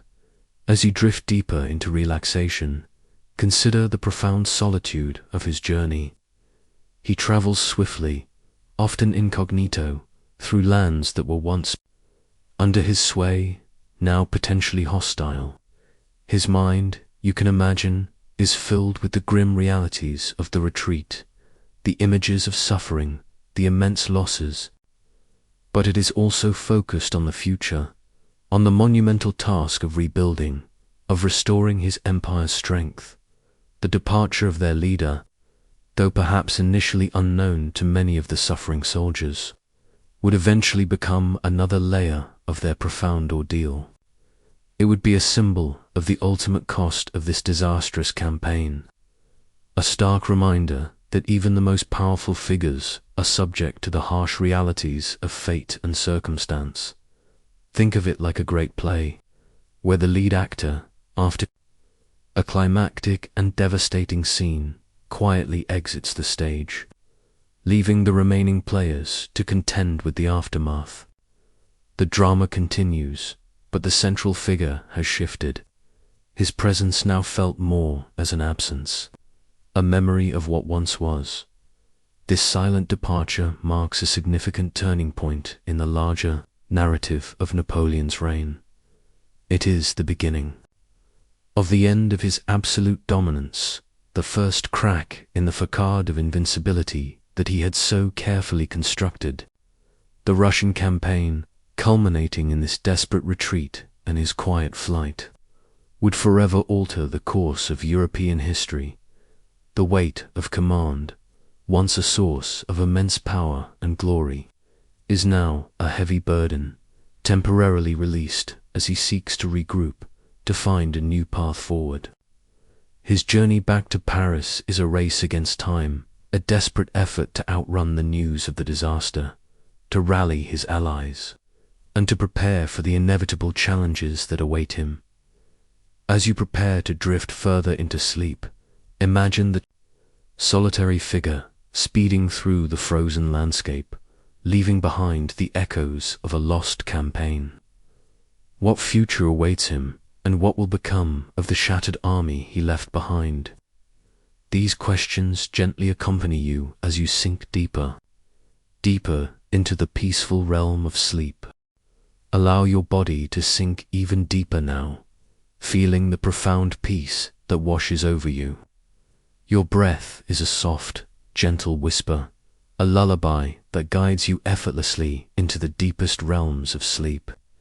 As your mind floats, we journey with the few, the brave, the incredibly resilient survivors of the Grande Army, as they finally approach the distant, longed-for borders of what was once familiar. Imagine the landscape now. The endless frozen plains slowly begin to give way to more recognizable terrain. The snow might still be deep, the air still biting, but there is a subtle shift, a faint promise of something less hostile. The trees, though still bare, seem to stand with a different kind of silence, less menacing, more like ancient witnesses to a profound ordeal. This is the whispered return of shadows, the faint outlines of a world they once knew. Now seen through the lens of unimaginable suffering, feel the gentle relief. A weary journey done that begins to wash over these few remaining souls. It is not a joyous, triumphant relief, but a deep, quiet exhalation, a slow unwinding of tension that has held them captive for months. Imagine their gaunt faces, etched with the lines of hunger, cold, and despair, now softened by the faint glimmer of hope. Their movements, though still slow and painful, carry a new, subtle purpose, the final push towards safety. Picture the remnants of the Grande Army as a quiet procession.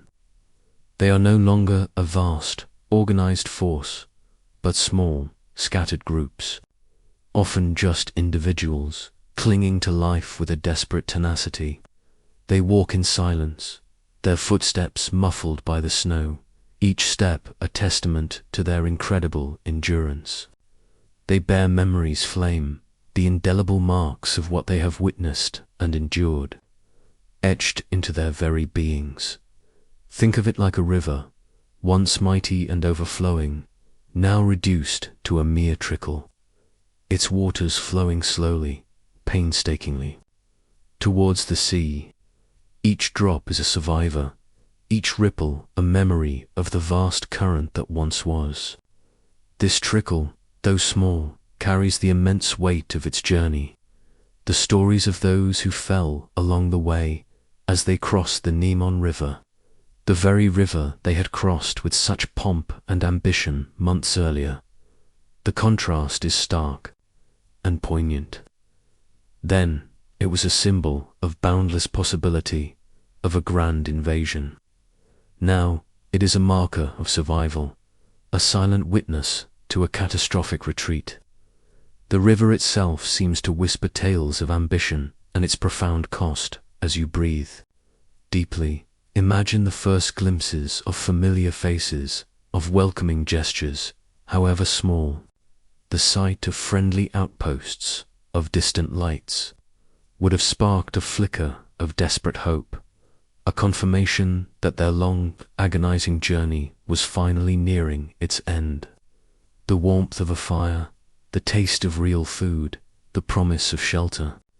These simple comforts, once taken for granted, now seem like unattainable luxuries.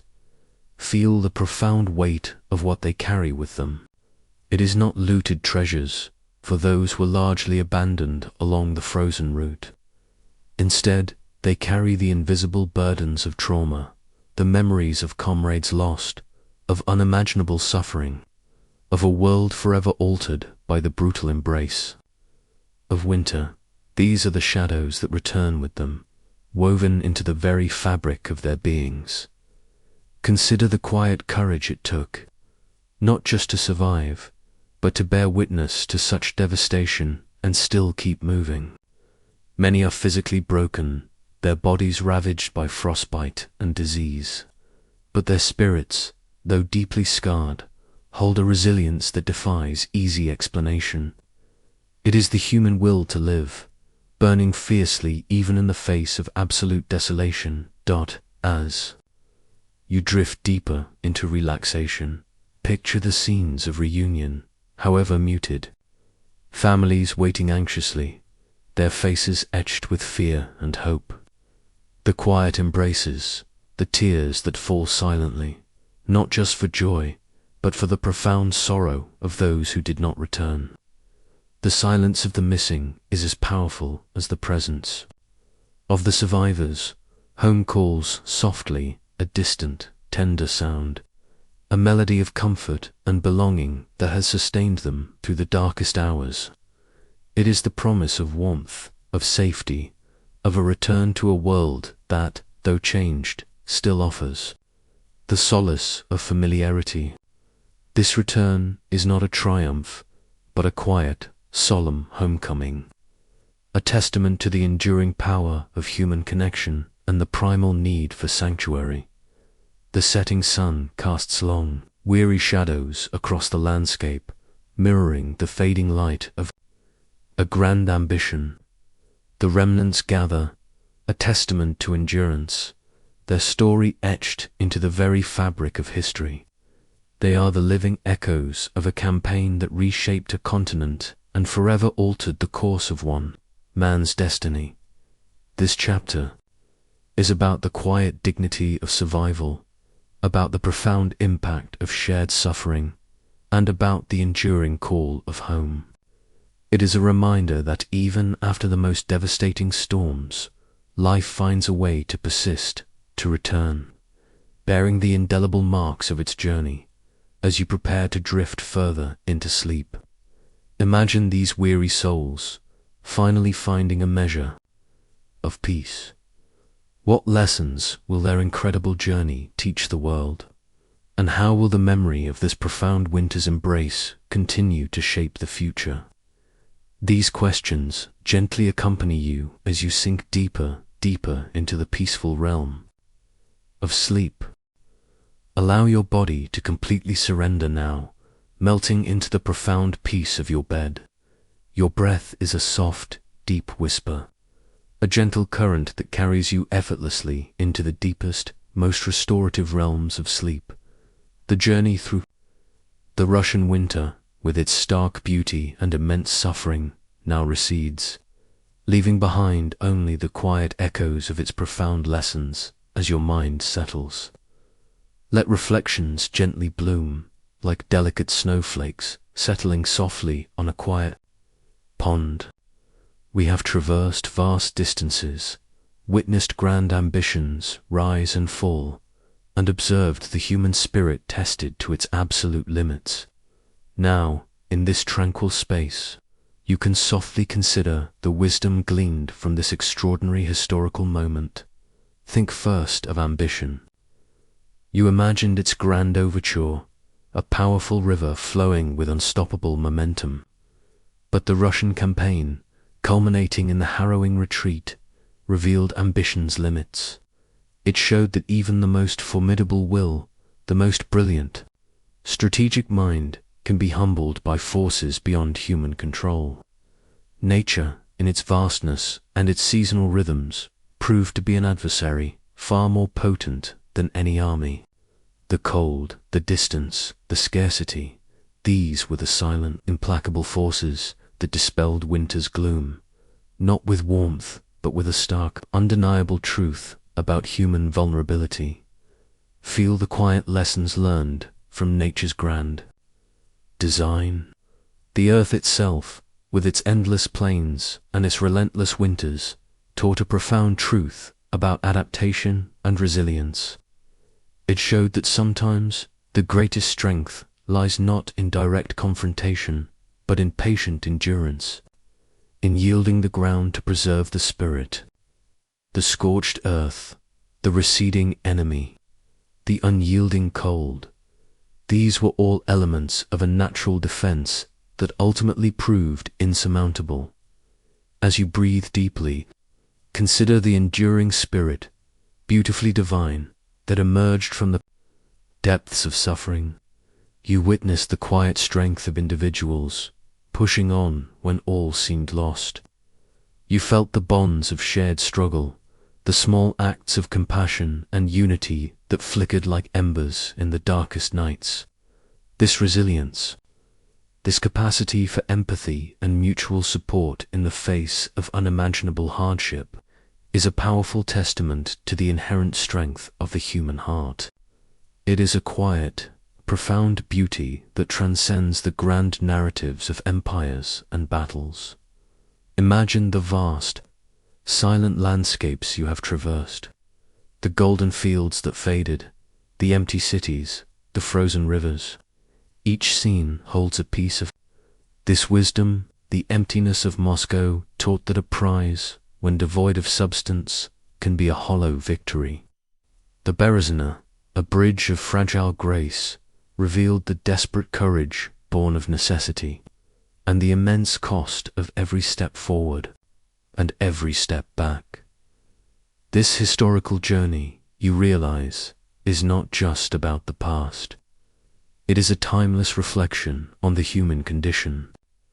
It speaks to the delicate balance between ambition and humility, between control and surrender, between individual will and the greater forces of the world. It reminds you that even in moments of great despair, there is always a capacity for endurance, for connection, and for finding strength within.